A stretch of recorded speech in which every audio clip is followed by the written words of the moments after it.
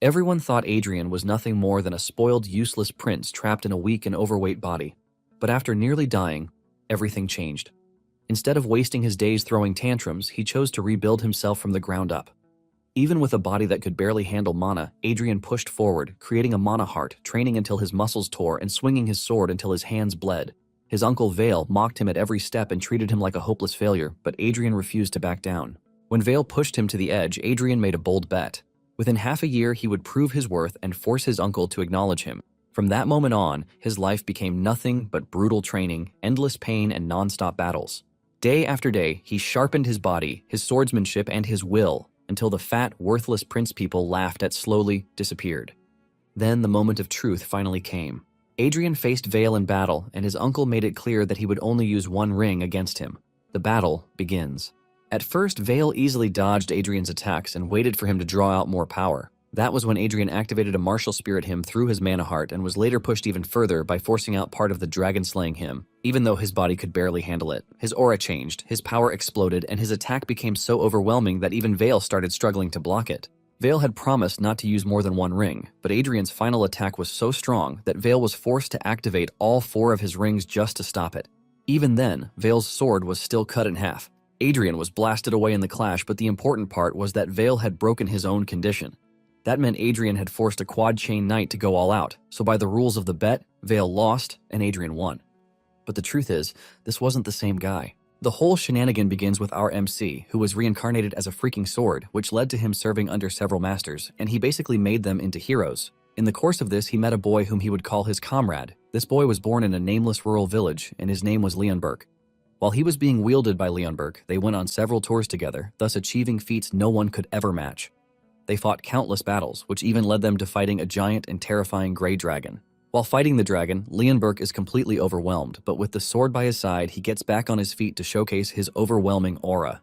He lets off a sharp smile as he calls the sword his friend, while dashing towards the dragon with a powerful attack. Leonberg leaps toward the dragon and delivers fatal slashes, cutting the dragon down. Thanks to defeating the dragon, Leonberg became the ruler of a kingdom, and thanks to the legend, Leonberg and the sword, Gruhorn, which they created together, were passed down to Leonberg's comrades. Sometime later, Gruhorn is enjoying deep rest when he suddenly feels someone shaking him incessantly. He wakes up to see an annoying fatso grabbing onto him while declaring that he is the new wielder of the sword. Apparently, this arrogant fatso is the prince, and even when the guards try to tell him that no one except the king touches the sword, he doesn't want to hear. Even Gruhorn can't believe that the dude swinging him around is a prince, since he looks like a rejected pig. Gruhorn decides to check the dude's stats and profile with his authority. This is when he finds out that the dude is Adrian Leonberg, who has incredibly bad stats. However, the name Leonberg alone already tells Gruhorn that the dimwit is really his comrade's descendant. Gruhorn is totally baffled at how someone with such terrible stats is the descendant of the great warrior known as the Sword Saint. Adrian starts babbling about how the nobles will have no choice but to bow to him once he is able to wield the great sword. Adrian screams out like a girl, telling Gruhorn to lend him his strength. Gruhorn knows that he obviously can't give his power to a trash like the dude, but the dude won't stop swinging him around while his guards urge him to calm down. They even remind him that it is forbidden to draw a sword within the palace, but this only gets him angry as he chases after the guards, asking them if they want to die. While he is busy swinging the sword around like a fool, he loses balance, and the god of Fatsos ultimately betrays him as he falls on the sword, stupidly impaling himself. The guards and maids freak out as they scream out his name, hoping that a miracle would happen. But the dude is already bleeding out with a big sword lodged in his body. One of the maids rushes off in panic, hoping to call the royal physician to help them.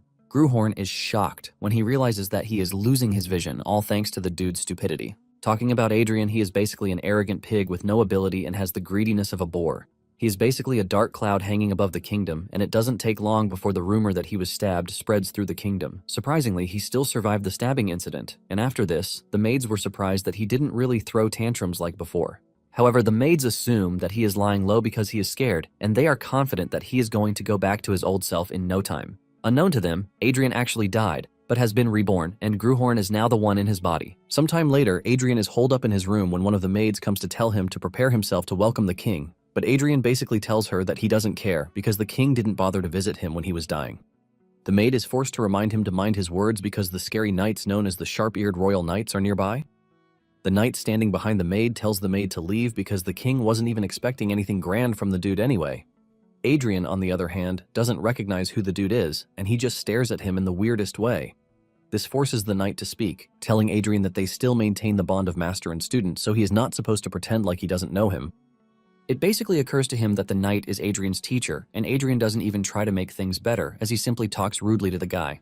Just then, they get the call that the king has arrived, and Adrian watches as a stern-looking man approaches him.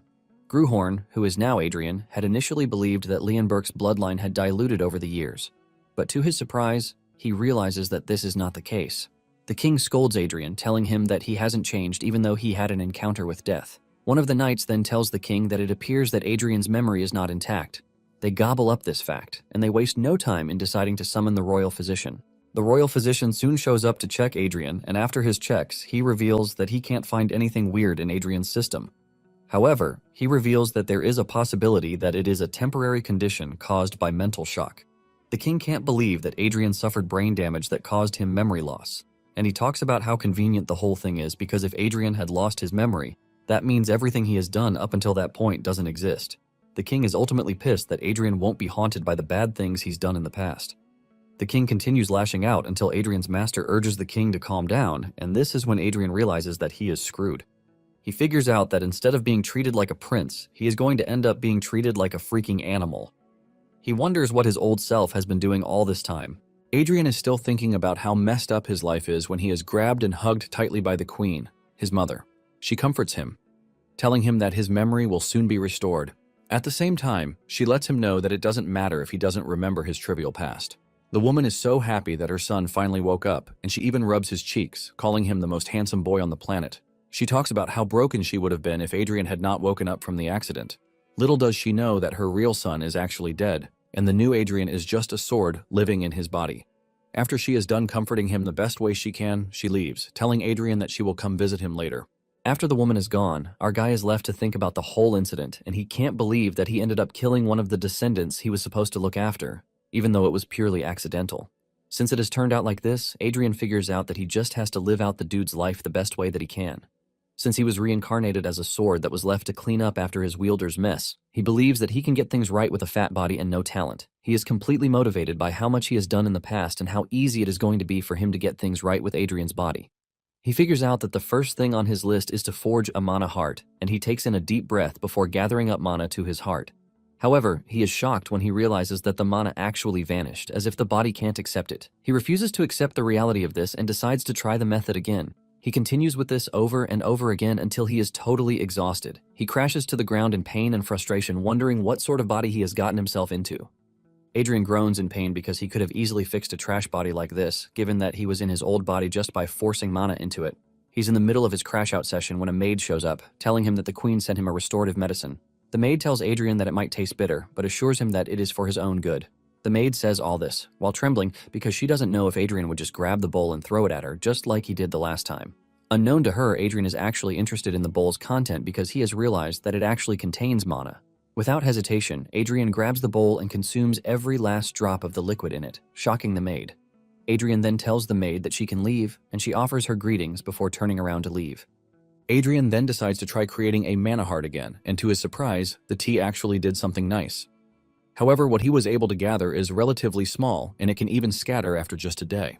Before the maid walks far, Adrian calls her back, asking her if she has more of the tea she just brought.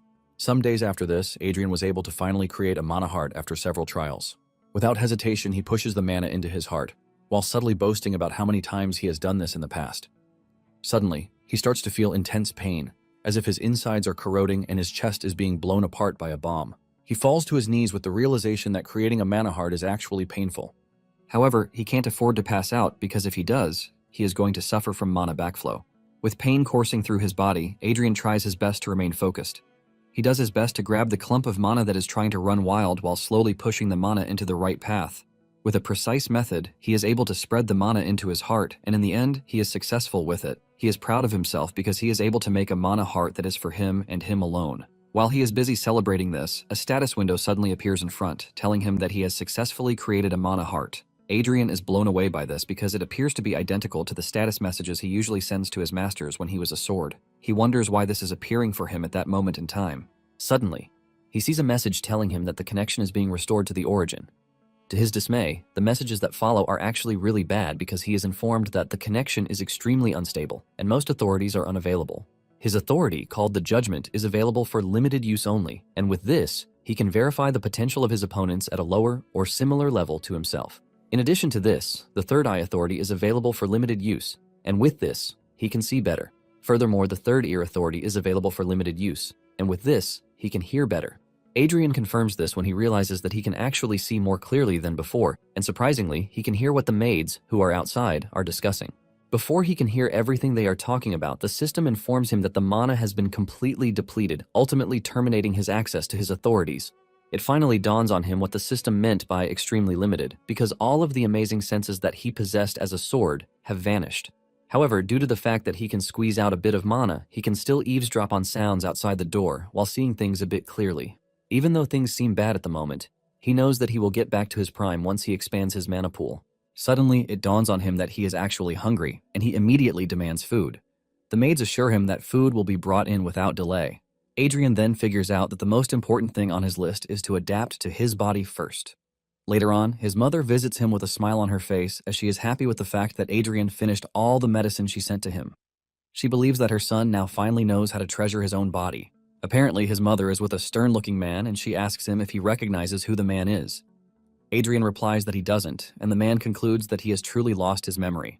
Surprisingly, it turns out that the dude is the queen's brother, and Adrian is able to figure this out when the queen addresses him as her brother while urging him to help his nephew. The man tells the queen that she is supposed to be happy that her son lost his memory because there was nothing memorable in it in the first place. Without a doubt, Adrian can already figure out that the fella doesn't like him. The man then reveals that the best he can do is to remove a bit of the flab on his body. He adds that there should be no big expectations because he can't do more than this. Adrian can see the dude staring into his soul, and he knows that he is screwed. Before Adrian knows it, he gets dragged to the training arena, where the man tells him that everything he does from that moment on must come from him. He must receive permission to even drink or breathe, while letting him know that any expectation to be treated like a prince should be thrown in the trash. His uncle tells him to try his best because he might just change his mind to teach him a shred of their family's secret swordsmanship. Adrian cannot believe what he has been reduced to, and with all determination, he walks to his uncle, suggesting that they made a bet. He tells his uncle that within half a year, he is going to make him acknowledge him. Adrian tells his uncle that if he fails to do this, he is going to do whatever he says. However, if he succeeds, his uncle must grant him a wish. The man agrees to this because he sees Adrian as no more than a means of entertainment. Moments later, Adrian realizes that he might have acted all tough and all, but his body is a weapon fashioned against him. He decides that the way forward is to use mana while focusing on burning the fat all over his body. He is in the middle of this when his uncle suddenly grabs him, and with a worried face, he asks him if he created a mana heart. Adrian boastfully tells his uncle that he was able to do it a little while ago, while asking the man if he is already regretting his decision to make a bet with him. However, things start to look grim when his uncle's voice sounds really worrying and annoying as he asks Adrian what he thinks he is doing by creating a mana heart. He proceeds to ask him where he learned the method to forge a mana heart because what he did is totally wrong. Adrian remains confused until his uncle finally reveals that creating a mana heart is a crude technique that only low-level mercenaries learn, and this sends a cold chill down his body. Adrian doesn't understand what the man means by this, and he asks him what gibberish he is saying. Instead of wasting his time telling him, he decides to show him, and he urges him to watch closely. His uncle then creates a mana around his hand, and to his surprise, it is shaped like a ring. His uncle explains that mana chains have the property of shattering the sword energy of a mana heart, and he shows him by smashing the mana in his hand. He then adds that it is easier and more stable than a mana heart. Furthermore, he reveals that the Eli family, who stubbornly stuck to mana heart, fell into complete ruin 100 years ago. Thanks to how inefficient it is, no one actually uses mana heart anymore. Adrian then sits down to read a book on mana chain theory. Basically, mages use circles, while knights weave chains to gather mana. Furthermore, a knight stage is divided by the number of woven chains. There is a single chain, a double chain, a triple chain, a quad chain, and lastly, a pentachain. After he is done reading the book, Adrian has no choice but to admit that it is not all nonsense, and just then, he notices that the name of the founder, Ernest Altringen, actually sounds familiar. Suddenly, he remembers that in the distant past, his comrade had met Ernest. Ernest claimed to be a sword saint, and he came to challenge Leonberg to see who was more worthy. Adrian remembers that Ernest was using strange arts that cannot be called swordsmanship nor magic. However, he doesn't even remember what happened to Ernest again. The next morning, Adrian returns to training, and his uncle asks him if he now understands his situation after reading the book. His uncle tells him that he has made a foolish mistake, but Adrian disagrees, saying he doesn't think he has made a mistake. His uncle asks him if he has not grasped the severity of the situation, or if he is just too stubborn to admit it. Adrian then tells the man that not all mana hearts are the same, while asking his uncle if he has ever heard of the phrase difference in class. His uncle believes that he is living in a delusion, just like some mercenaries who believe that they are heroes from centuries ago. His uncle tells him that they all ended up being trash because they couldn't even surpass 2 rings. Since Adrian is claiming to be different, the man urges him to defeat a double chain knight, and he is going to become his guardian, just like his mother wished. Adrian taunts his uncle, asking him if it is a good thing to have him as his guardian because he is not entirely sure of that. This gets to the uncle so well that he asks Adrian if he just questioned his qualifications as a guardian. The man loses his cool while unleashing his aura, revealing that he is a count of the kingdom and commander of the Northern Army. He continues glazing himself by revealing that he is the master of the Black Lancers. While he is busy letting his aura run rampant, the guards are trembling, unable to even move from where they are. His aura dominance soon gets so overwhelming that it overshadows the entire training arena, as he mentions that he is a man who has woven 4 rings, a quad chain knight. He then uses the maximum aura moment to reveal his name as Vale Balorhard. He tells Adrian that a great man like himself is someone who would stand behind him, and after he is done glazing himself, he asks Adrian if he is sufficient for the qualification. Vale finally pulls back his aura, and the guards draw their swords on him, telling him to stand down. Vale smiles, and instead of being intimidated by everything he just witnessed, Adrian smiles back at him, telling him not to go back on his word later. Not long after this, Adrian is totally beaten to the ground, and since he can no longer move his fat body, Vale suggests that they continue the next day. Adrian manages to get up with the realization that he almost died. On his way to his chambers, he remembers how Vale dunked on him, telling him that it is going to be a miracle if he survives against a single chain, not to mention a double chain knight. Upon entering his room, he meets the royal physician, who reveals that he has been waiting for him. Adrian demands to know why the dude is there, and he reveals that the queen was the one who ordered him to cast healing magic on Adrian. The physician is about to do his thing when Adrian screams out, rejecting whatever he is planning to do. He pushes him out of the room, telling him to get lost because he is just about to make all of his day's effort go to waste. Later on, Adrian is doing his thing when his brother enters the room. Adrian looks absolutely confused, and his personal guard, Carl, remembers that Adrian has no memory of his family members. He then moves closer to tell him that the dude in front is the third prince. The third prince walks up to Adrian, telling him that he heard about his accident, but it is a shame that he actually looks better. Adrian ignores his insults, asking him why he is there in the first place. The third prince is raging deep down because Adrian still has the guts to speak proudly. The third prince then reveals that he heard something interesting, and this is the fact that Adrian made a bet with Vale, which is about dueling a double chain knight. With a smile on his face, the third prince asks Adrian what he thinks of choosing him as his opponent. When Adrian hears the offer and challenge, he is left wondering why all of Leonberg's descendants turned out to be weird fools. Carl then tells Adrian that the third prince, Gillian, has been renowned for his talent in swordsmanship since childhood. Adrian doesn't want to believe this, but Carl lets him know that Gillian wove 2 rings together at the age of 14, so he is pretty quick. Just then, the maid shows up, telling Adrian that a bunch of letters just arrived for him. Adrian wonders why he is getting a ton of letters from people who didn't even give a damn about him before. His thoughts are shut off when he finally reads the contents of the letters to see that they are all requests to duel with him, because it is nothing but a legal chance to beat the hell out of Adrian. Adrian smiles evilly because it simply means he is an easy target. He then tells the maid to write down the names of everyone who sent a letter because he has plans for all of them.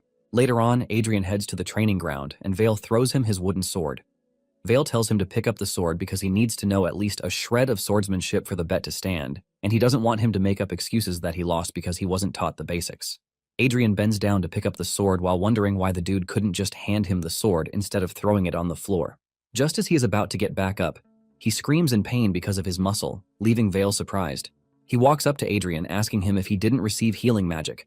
Adrian tells Vale that he must know why he didn't because he is also a knight. He mentions that healing magic only restores muscles to their original state and doesn't help them grow. Vale is blown away by this, but doesn't have a choice but to admit that he is right.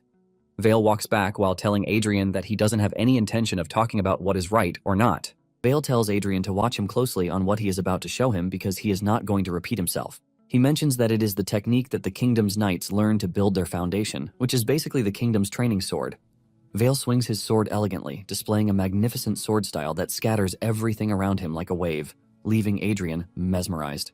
Adrian is forced to ask him again if what he just showed is the sword style knights learn to build their foundation. Vale believes that Adrian is not really impressed, and he tells him that the sword style might lack sharpness because it is a training sword, but it is actually faithful to the basics, which is why it is the right fit for learning the sword. Vale is still explaining everything about the sword style when Adrian bursts out laughing because the sword style Vale just displayed is the Dragon Slayer style, which is the great swordsmanship that beheaded the Mad Dragon. Adrian cannot believe that this important sword style is now being treated like some trivial training sword technique. Vale continues by saying the sword style might not be enough, but Adrian cuts in, telling him that he is not going to learn any other swordsmanship because the one he just showed him is enough. Adrian then starts to swing his sword, following the Dragon Slayer's technique, while thinking about everything that has happened so far. He figures out that the Dragon Slayer technique is now considered weak because they have abandoned the mana heart, which has left them with no way to imbue will into the sword. Adrian continues swinging, but Vale suddenly stops him, telling him that power doesn't go into his sword just because he tenses his arms, while reminding him of what he showed him. Vale hits him in the belly and legs, telling him that he has to channel his strength properly to wield the sword. Adrian subtly agrees to Vale's teachings because even though his current self is just a weak body that is clumsy at mimicking even a fake Dragon Slayer style, he is eager to prove that the Dragon Slayer style isn't some old junk to be thrown away like useless worn-out shoes. With this determination, Adrian starts to train like crazy, and before he knows it, a month has gone by. He is in the middle of a training session when the status window reveals that he has successfully changed his body constitution via arduous training. The system tells him that his trait, morbid obesity, has changed to general obesity, which is much better. Thanks to this, metabolism becomes active due to a change in constitution, and the system also informs him that he has become accustomed to using his body through repetitive training. He has also lost the trait of clumsiness, which helps him to effectively increase the effect of exercise significantly. The system also tells him that his constitution has changed after consistently accumulating mana.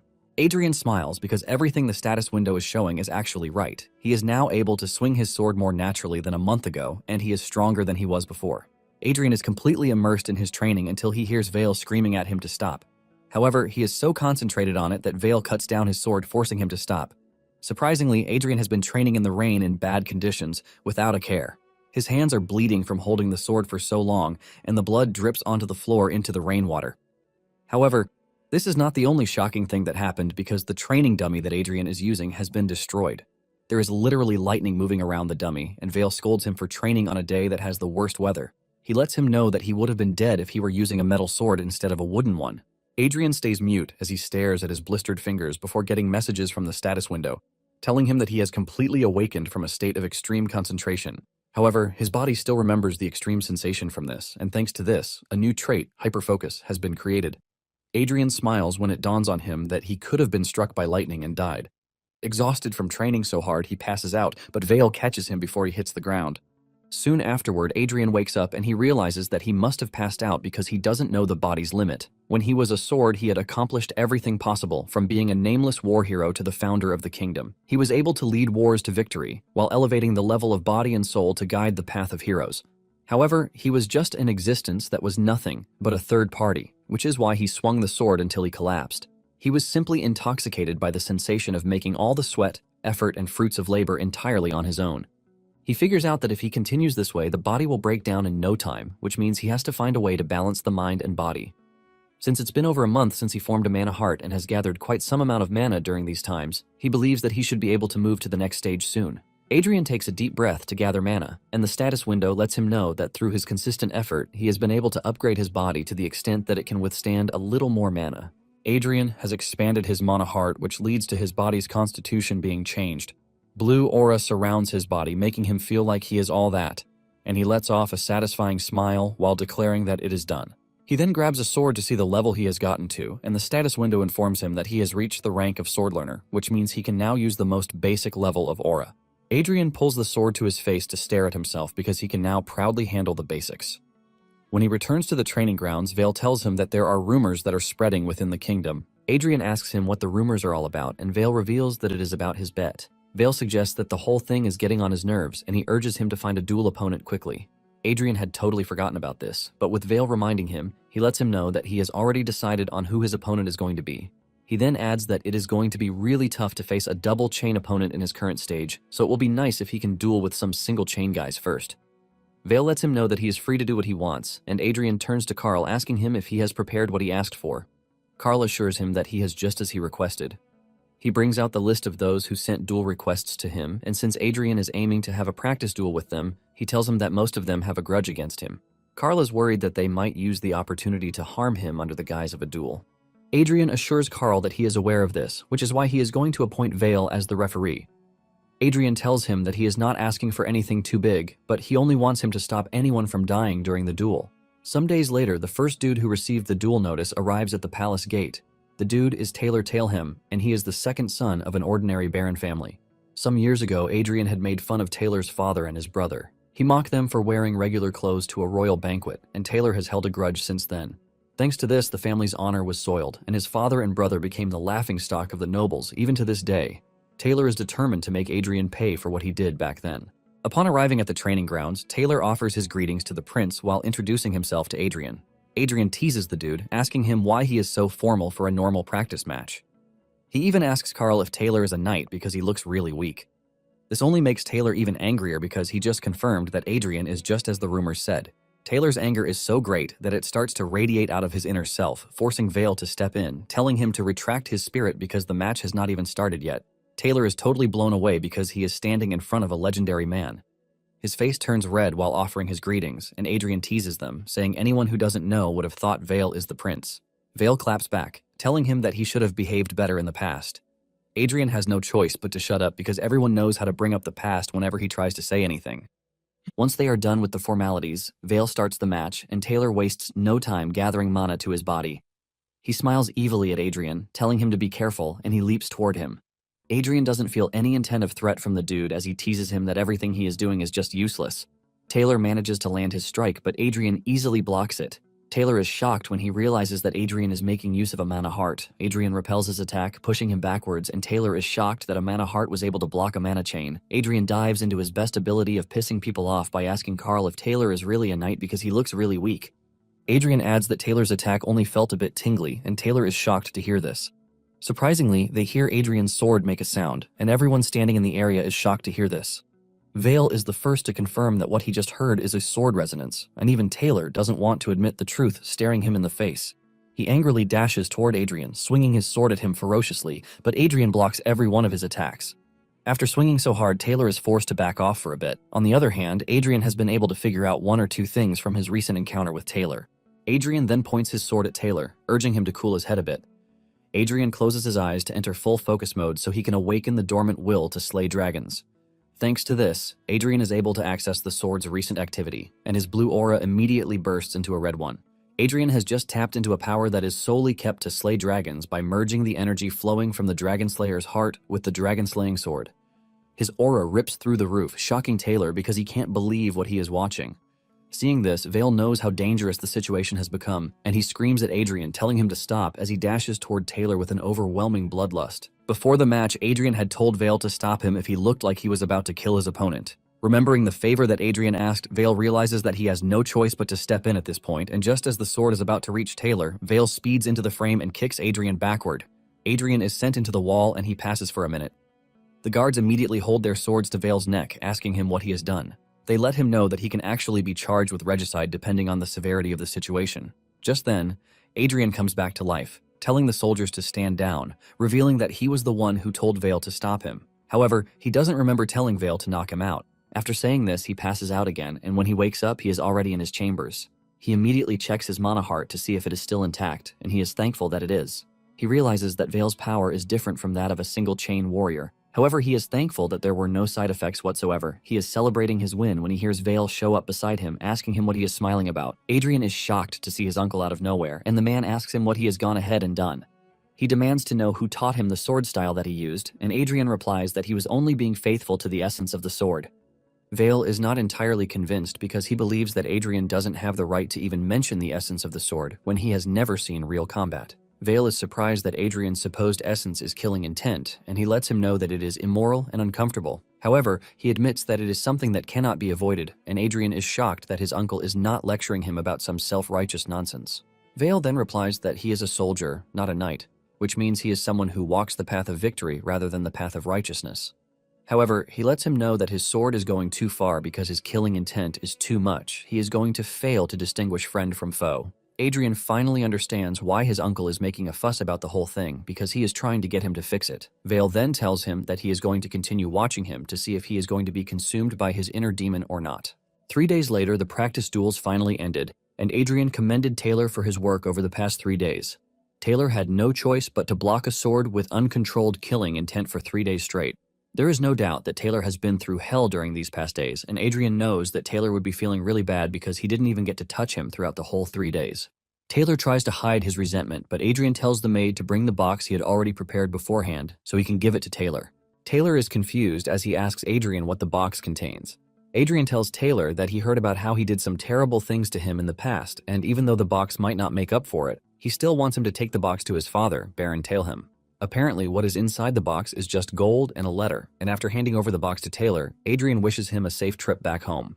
Taylor is flabbergasted, and he has no choice but to thank Adrian for the kind gesture. Even though Adrian believes that he has no obligation to clean up the mess that his old self made, he still thinks it is right to pay someone if they have worked hard.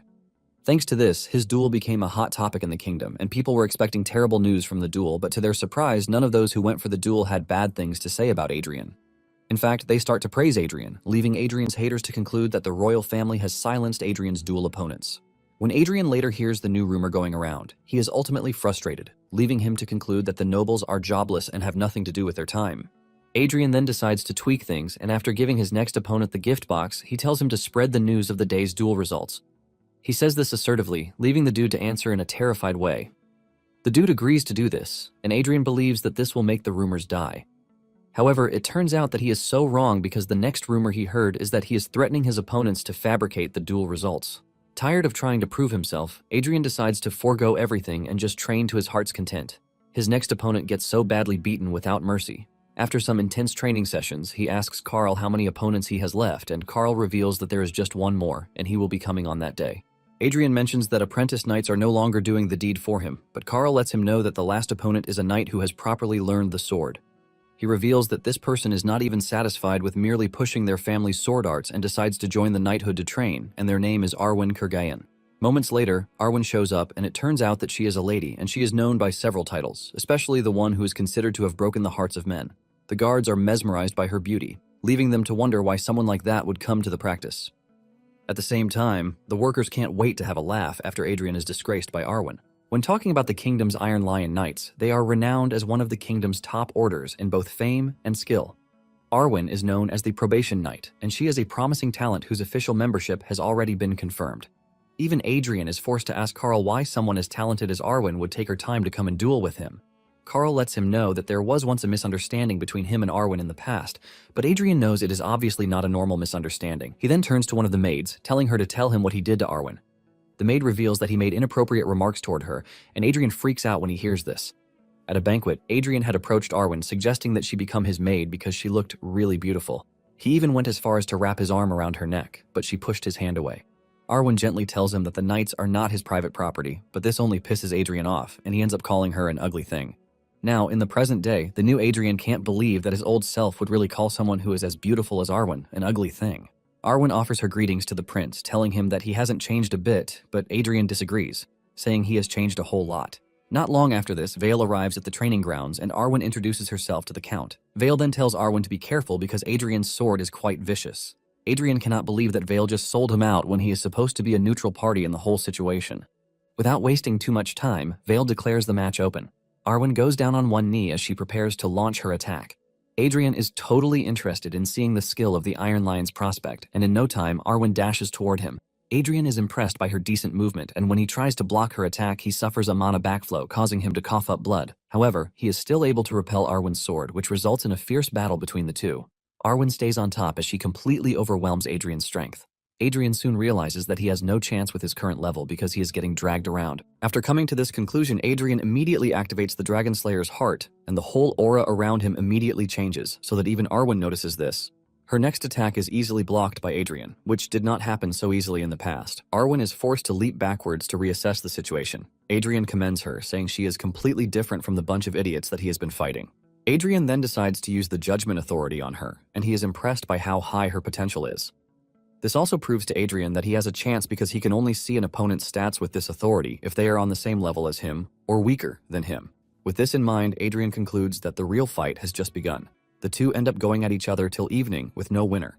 They look totally exhausted, but they are still ready to fight each other. Vale is forced to come in, telling them to stop and continue the next day. Adrian boasts about how he was able to finish the match, and Arwen also says the same. Adrian immediately suggests that they continue, and Arwen agrees, but Vale won't allow it. He tells them that it is already too late, and both of them should get themselves treated. The physicians then get to work, using their magic to heal the two of the bruises they sustained during the fight, while the two stare at each other with side eyes. As they walk away, they both declare their determination not to lose to each other. By the third day, there hasn't been any clear winner between the two, leaving the guards and spectators totally surprised. They realize that Arwen's skills might be impressive, but Adrian is actually standing toe-to-toe with her. They all hope that everything is settled that very day, and just as they are about to start the fight, Adrian tells Arwen that he has something to tell her. Arwen lets him know that if he is trying to apologize, it would be better if he swallowed it because he is not going to accept an apology. Adrian figures out that she is trying to reclaim her wounded pride with her own power, which is actually an admirable thought. Adrian tells her that he is not trying to apologize and mentions that, since they are both fighting fiercely, he believes that there should be a prize.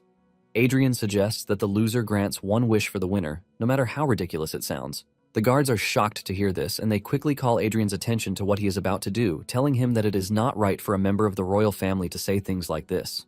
However, Adrian urges them to stay out of his business, while wondering why there are so many spectators in the first place. Adrian asks Arwen what she thinks, and she reveals that she is just a mere apprentice who is also a member of the knights loyal to the royal family. She is not one to commit such a disrespect, but she lets Adrian know that she is willing to go by his words, since he is the one who is permitting it. She says this with all determination as her aura oozes out of her body, and Adrian commends her, saying that is exactly what he wants. Arwen dashes toward Adrian, telling him not to go back on his words later, and before they know it, they are already crossing swords again. However, this time around, Adrian shocks Arwen by revealing some crazy moves that she hasn't seen since the fight started. She realizes that Adrian wasn't that fast, leaving her to wonder if Adrian has been hiding his true strength. The two continue swinging at each other, and before Arwen knows it, she starts getting pushed back. Suddenly, Adrian dashes toward him with an overwhelming attack that Arwen tries to block, but Adrian simply runs through her, cutting her sword in half. Arwen falls to her knees, leaving the spectators totally shocked. Even Arwen is left in shock, and while she is still trying to understand the situation, Adrian walks up to her, telling her that he won the bet. And following their agreement, he boldly tells Arwen that he wants her, leaving her in a state of shock. When Carl witnessed what had just happened, he remembered that before he was assigned to Adrian, he was expecting a total brat, but it wasn't actually like that. The first day he met Adrian, he might have been arrogant, but he didn't throw violent tantrums as the rumor said. In fact, Adrian was training every single day like he had nothing else to do. In fact, Carl was totally blown away when Adrian trained in the rain without any care in the world. Carl witnessed the prince almost get electrocuted, and he immediately had the feeling that Adrian was going to be a great man. However, now in the present, he can't believe what he just heard Adrian say to Arwen about wanting her. Even the other guards are disgusted while Carl wonders if he had misjudged the prince. With a stern face, Arwen asks Adrian if this is what he really wants, and Adrian says yes. Adrian then continues by saying Arwen is currently an apprentice knight who can't even defeat a fat, useless prince. Adrian then twists everything around, saying that what he wants is her future and potential. Adrian mentions that he wants a knight who will follow him, not a knight like Carl who guards him through royal decree. Basically, what Adrian wants is a knight that belongs to him and him alone. Adrian has no choice but to make this move since he has seen Arwen's incredible potential and he is not about to miss out on her. Adrian then spells it out loudly, asking Arwen to become his knight, leaving a complete shock on her face. Arwen is totally blown away by this, and she starts to narrate how no one treated her like a knight when she was younger. Thanks to this, she was forced to work twice as hard as everyone else. But even after defeating every one of her colleagues, who are apprentices like her, while showing results, she could not become a knight. Now that Adrian is saying he wants her potential and future as a knight, she is left stunned, while wondering if Adrian is actually sincere with what he said. Arwen then tells Adrian to promise her one thing, and this is the fact that he is going to treat her as a knight, not a woman. She assures him that if he can do this, she is going to do as he wishes. Adrian stares into her eyes before promising her this, and Arwen goes down on her knees to pledge her loyalty to the prince. She assures Adrian that she is going to dedicate her sword and the rest of her life to Adrian, and Vale is speechless during the whole thing. Adrian then places his sword on her shoulders, and in that moment, he knights her up. Later on, when the other nobles heard what Arwen did, they were all left in shock because they couldn't believe that Arwen actually swore loyalty to an annoying brat. The nobles had tried to help Arwen, but she refused their help, leaving them to believe that there was something deeper going on between her and Adrian. They even believe that Adrian is using the oath as a cover to secretly take Arwen as his mistress. In no time, Adrian hears about the rumors again, and he holds his head in frustration, asking if he is truly a villain. At this point, he believes that he is the leader of the scums on the planet. Seeing how worried Adrian is, Carl decides to talk to him about what he said on the day of the final duel, about wanting a knight who guards him without a royal decree. Adrian hasn't forgotten this, and he asks Carl if the truth upsets him, while asking him if he won't leave at that moment if a royal decree comes in, telling him to. Adrian then teases him, telling him that he can take the oath later, and Carl wastes no time expressing his interest. He asks Adrian if he would accept his oath, but Adrian says no, revealing that there is no joy in raising him. Carl chuckles nervously, believing that Adrian is just joking, but deep down, Adrian is dead serious. Later on, Adrian gets a royal decree, telling him that he has been released from probation. Adrian is shocked that his probation was lifted so early when the king acted like he was going to throw him in a dungeon, not to be seen again. Adrian speaks out loudly, saying he doesn't really know what the king is thinking by doing this, and Carl asks him if he's not happy that his probation is over. Adrian replies that he really doesn't care because even if he leaves the palace, he has nowhere else to go, and he has no one to meet since he doesn't know anyone. Just then, a maid shows up, telling Adrian that an invitation just arrived for him, and when he checks it out, he realizes that it is a social club for special young lords. The maid tells Adrian that he is part of this club, and Adrian asks her if the place is weird. She replies that for a woman like herself, the young lords are always having fun with them. Adrian immediately figures out that it is a gathering for booze and having fun with women. Adrian then declares that he has no reason to go because he is busy with training. Just then, he realizes that he got an invitation from a supposed friend, Bernardo, who is from the Eli family. The moment Adrian sees the name Eli, he remembers that he has heard it somewhere before. He then remembers Vale talking about the Eli family going into ruins because they stuck to creating mana hearts. Seeing this, Adrian changes his mind, telling the maid that it appears that he is going to go, and the maid assures him that she is going to get everything prepared. Deep down, Adrian can only pray that the family has not totally fallen from grace yet. Before he knew it, 4 months had passed since he possessed the Trash Prince's body. And thanks to his severe training and consistency, he has been able to finally lose weight, and the stylist making his outfits is left stunned at how magnificent the dude is. Adrian admits that he has lost some weight, but the stylist lets him know that he is currently half his previous body measurement. Adrian then tells the dude to start working on the outfit he is going to wear to the palace banquet, and he happily accepts this gracious offer. Suddenly, he tells him to halt on the proposed plan because it is certain that his measurement is going to change again before then. A few days after his probation is lifted, Adrian is on his way to the social club for special young lords that he was invited to. Adrian is already bored in the carriage as he thinks of how exhausting it is to be a prince. Just then, he turns to his maid, who has always been by his side. He notices a scar on her body and he asks her about it. She subtly replies that it is a result of her incompetence, which means Adrian was the one who inflicted the injury on her. Adrian is extremely pissed off when he hears this because the more he digs into his old body's past, the more horrific things that he finds. It then dawns on Adrian that he has been seeing the girl for months but doesn't even know her name. Adrian asks her what her name is and she replies that her name is Adelia Byron. Adrian hears the name and remembers that he knows Byron from somewhere. Apparently in the past, when cities or kingdoms did not even exist, humans were among the weakest races on the planet as they were easily robbed and killed. There came individuals who put an end to this suffering. This led to a great war, and in the end, it was thanks to this set of individuals that humans finally rose to become the dominant species on the continent. There were 5 of them, and people granted them the epithet of the 5 electors. One of those 5 heroes is a really talented woman who wielded Gruhorn back then, and she faced off against giants like it was nothing. She was also the one who beheaded the king of the giants to end the long era of exploitation. This woman was called the Iron-Blooded Sword Marquis, and her name is Agnes Byron. Just remembering Agnes, Adrian's head almost explodes from the amount of curse words that she uses on the battlefield. However, he is more interested in the fact that Adelia is a descendant of Agnes, but is now a regular maid. Moments later, Carl informs him that they have arrived at their destination, and as he steps out, he tells Adelia that they are going to talk properly later. Bernardo then welcomes the prince, bowing to him and asking him if he has been doing great. Bernardo talks about how happy he is that Adrian is safe and sound, but Adrian is not entirely pleased that a punk like Bernardo is a descendant of the Eli family. Bernardo continues yapping until he notices Adrian smiling in the weirdest way. He asks him what the problem is, and Adrian replies that he is just glad that he came because it appears that the whole situation is going to be entertaining. He taps Bernardo on the shoulder before walking away, leaving Bernardo really worried and confused. When the nobles finally settle in the building, they waste no time drinking and talking about how they treated women. However, Bernardo knows that something is totally off because Adrian would have already been drunk at the stage while jumping around like a fool. In addition to this, Bernardo can sense the fact that his aura is different from before. Just then, one of the dudes walks up to Adrian saying he heard how he made Arwen his woman. Adrian keeps quiet as he continues, saying he was just a step too late because he has also had his eyes on Arwen for quite some time. Others in the room also said the same thing, talking about how they would have gotten her oath first if they knew what was going to happen. One expresses how dirty his mind is by wondering how Arwen would look under the armor. Adrian is tired of hearing their nonsense, and he turns to the dude, asking him if he has any siblings at home. The dude is surprised that Adrian is asking him such a stupid question, and he reminds him that he has a younger brother back home. Adrian tells him that this is a relief, and before the dude knows it, a punch lands straight on his face, sending him to the ground. He coughs up the drink in him, while everyone in the room watches in shock and horror. Even Bernardo has no idea what is happening, and Adrian walks up to the dude, telling him that it is a relief that his family line won't end because of what he is about to do. Without hesitation, Adrian steps on the dude's golden eggs, crushing them in front of everyone, leaving the dude to scream out in severe pain. Adrian coldly tells him that from that moment forward, his younger brother is now the heir. Adrian continues beating up the dude to the horror of the rest of the others. The dude who has been beaten is forced to ask Adrian why he is doing this, and Adrian tells him that he can tolerate them thinking of him as trash, but he won't accept the fact that they believe he is one. This leaves the others confused because they have no idea what he is talking about, but Adrian only beats up the guy even more.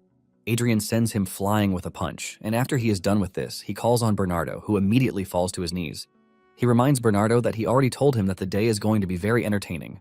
Deep down, Bernardo is left wondering why Adrian is acting all crazy because he is basically the worst among them. Adrian then tells Bernardo to summon the Royal Knights, and he initially hesitates but immediately has a rethink. He then rushes off, promising to follow Adrian's command. While Bernardo is gone, Adrian turns to the women, telling all of them to leave. One of the dudes wants to use the opportunity to leave, and Adrian reminds him that he said women are the only ones allowed to leave. However, he tells him that he is free to leave if he wants to, but he won't be leaving as a man. The dude immediately remembers how Adrian just crushed someone's golden eggs, and he panics. Adrian then tells the group that they are so arrogant because none of them even knelt in front of him as a prince, and they showed no iota of respect too. In fact, they were mocking him to his face, while insulting his knight too. Adrian then asks Carl what charges can be applied in a situation like this, and Carl, who just entered the room, reveals that since what they did is to look down on royalty, it actually constitutes an insult to royalty. The moment the dudes hear this, they freeze in fear because they know that they are so screwed. As if this is not enough, Carl mentions that by challenging the authority of the royal family, they have automatically committed treason. Carl urges Adrian to give the orders, asking him whom they are to force to their knees. With a cold smile on his face, Adrian tells the guards to force everyone to their knees. Later on, the king calls Adrian to the throne room to scold him, telling him that he wasted no time in causing a scene the moment his probation was lifted. The king screams out in anger, saying 14 noble children were arrested because he found a way to attach grand punishment to their offense. The king is pissed because, with Adrian invoking the authority of the royal family, the noble children have to be punished. At the same time, there is going to be a severe backlash, since 14 noble children are involved. As if Adrian already knows what the king is thinking about, he tells him not to worry about the backlash because the dudes are outcasts even within their own families. He mentions that they are irreparable trash that only tarnish their families' reputations by just having them around. Adrian then tells the king to send a letter, but the king has no idea what he is talking about. Adrian believes the king knows what he is talking about because there are people who can handle the internal noise of each family better than anyone else. These people are none other than the sisters and brothers of those who were arrested. With a crude smile on his face, he asks the king if he thinks he is wrong. But the king is left speechless, and he tells him to just leave. Adrian happily acknowledges the king's orders because he knows that there is nothing the king wants to say. After this, he meets with Adelia, who is trembling just at the sight of the prince. Adrian tries telling her that he is not going to hurt her, but this doesn't stop her from shaking like a leaf on water. Adrian immediately realizes that the girl must have gone through a whole lot in the hands of his old self. However, Adrian is surprised that no one knows about Agnes, as if the history of glory was totally erased and her peerless arts were dumped. The great prestige of the Byron family, the lofty pride, have all disappeared without a trace. But there is something more shocking. Adrian checks Adelia's stats, and he is left speechless because she has an SA rank talent for swordsmanship and an A rank in mana sensitivity. As for her other traits, she possesses the butcher trait, war maniac trait, fragile heart trait, caregiver trait, and the slave mentality trait. Adrian is left in shock because these traits are overpowered and scary. The butcher trait allows her to go crazy when she sees blood, and the war maniac basically turns her into a woman who is obsessed with battle. As for the slave mentality, it makes her dependent, and Adrian holds his head in total shock because Adelia has an unrivaled talent. However, the problem is that she doesn't even have a single trait to control the madness that she possesses. This leaves Adrian wondering if it is right for him to unleash Adelia on the world. After thinking about it for a minute, Adrian decides that he has no choice because he can't miss out on Adelia, who is a freaking S-rank talent. In addition, he believes that there is a trait that he can exploit, which is the slave mentality trait. This is a trait where one feels great joy in the existence of a master whom they serve with their heart. Adrian then walks up to Adelia, telling her to swear loyalty to him, leaving her confused because she has no idea what he means by this. Adrian tells her that he is simply demanding that she become his knight right there and then. Adelia falls to her knees, telling Adrian that she doesn't think it is something a humble girl like her can handle. Adrian then reminds her that she said her family is insignificant, but he assures her that he is going to take responsibility for her family. However, in return, she must swear loyalty to him and serve him as her master. Basically, Adrian is planning to help Adelia control her madness if she can't do that herself. Adelia then asks him if he is really going to take responsibility for her family, and Adrian says yes. In fact, he is willing to summon them to the capital if that is what she wants, so she can get to see them anytime. With a smile on her face, she tells Adrian that she is going to do what he says. Without hesitation, she pledges her loyalty to Adrian, telling him that she is going to serve him as her master and devote herself to him for her entire life. Adrian is glad to hear this, and he places his hand on her head, telling her that from that moment forward, she is going to obey his orders unconditionally. Her face turns red as she agrees to this, but Adrian, on the other hand, is wondering if he just made the right choice. In no time, rumors start flying around that Adrian has been doing a lot, and the news that he just turned a maid into his personal knight gets the top spot. They waste no time concluding that he is trying to build a harem for himself. When Adrian hears all the rumors, he is totally dumbfounded because they didn't really pay attention to him before, but now that he has gotten himself a personal knight, they are trying to take his head off. Even the king believes that he is indulging himself with women. Basically, everyone around him, from his uncle down to his annoying brother, has something to say about his decision. His mother also comes for a visit, and his mother, who is always on his side, also abandons him. The queen concludes that Adrian needs a wife, which is why he is acting all foolish, and she decides that this is what she is going to do. Adrian is stunned, but when he tries to say something or argue, his mother yells at him and then leaves afterward. Later on, Adrian calls Adelia to his chambers, telling her that it is time for her to gain mana. Adrian still remembers everything about Agnes, even if the world has forgotten her. Adrian gathers mana in his hands and pushes it into Adelia's body until she is able to sense mana. The system also informs Adrian that he has successfully imprinted mana onto Adelia and has even settled in her body, thus leading to the creation of a mana heart. Adelia is surprised when she finally sees what mana is, and Adrian lets her know that she just forged a mana heart. He tells her to practice on her own whenever she is free to do so, and he hasn't finished saying this when he falls to his knees in exhaustion. Adelia panics, asking Adrian if he is fine, but Adrian is just disappointed that he is already exhausted just from creating one tiny mana heart. Adrian assures Adelia that he is fine and only needs to rest a little. Adelia is completely overwhelmed that Adrian would go that far for her, but Adrian tells her that she can now leave. Just then, Adrian notices that she is looking at him in a funny way, and suddenly she bows to him, promising to serve him with loyalty for the rest of her life. Adrian is glad that she acknowledges this, and he tells her never to forget that he is her master. Adelia assures him she won't, but deep down, Adrian is actually worried about her. Some days later, Carl tells Adrian that Bernardo is being held as a witness until the trial begins, and no one is allowed to see him till then. Adrian is worried that he would have to attend the trial, but Carl lets him know that royalty has no business with trials. Adrian is glad to hear this, but at the same time, he is worried that the whole thing is going a bit far. Adrian then turns to Adelia, who is busy cleaning a vase, to ask her how she's been coping. Adelia asks him what he means by this, and he replies, demanding to know if her mana heart has stabilized yet. Adelia lets him know that it has, and Adrian decides that Adelia will start to join him in training from that moment forward. He tells her to go change her clothes and meet him in the training grounds, while reminding her to stop cleaning because she is now a knight, not a maid. Moments later, Vale challenges Adrian's decision to bring Adelia to the training grounds. Adrian reminds Vale, just in case he hasn't heard, that he is making Adelia his knight. This only annoys Vale more, telling Adrian that being a knight is no joke. He yells at him, telling him that he has gotten reckless, but Adrian is pissed that the old man is starting to poke his nose into business that doesn't concern him. He asks him why he keeps coming to the training grounds if he doesn't like it there. They are in the middle of this argument when Adelia finishes the 10 laps Adrian asked her to, and she is completely out of breath. Adelia notices that Adrian and his uncle are having a scuffle, and she apologizes if it is because of her. Adrian tells her that she has nothing to worry about while revealing his plan to teach her the basic stance that day. Adrian shows Adelia what he means by taking his stance and swinging his sword some more.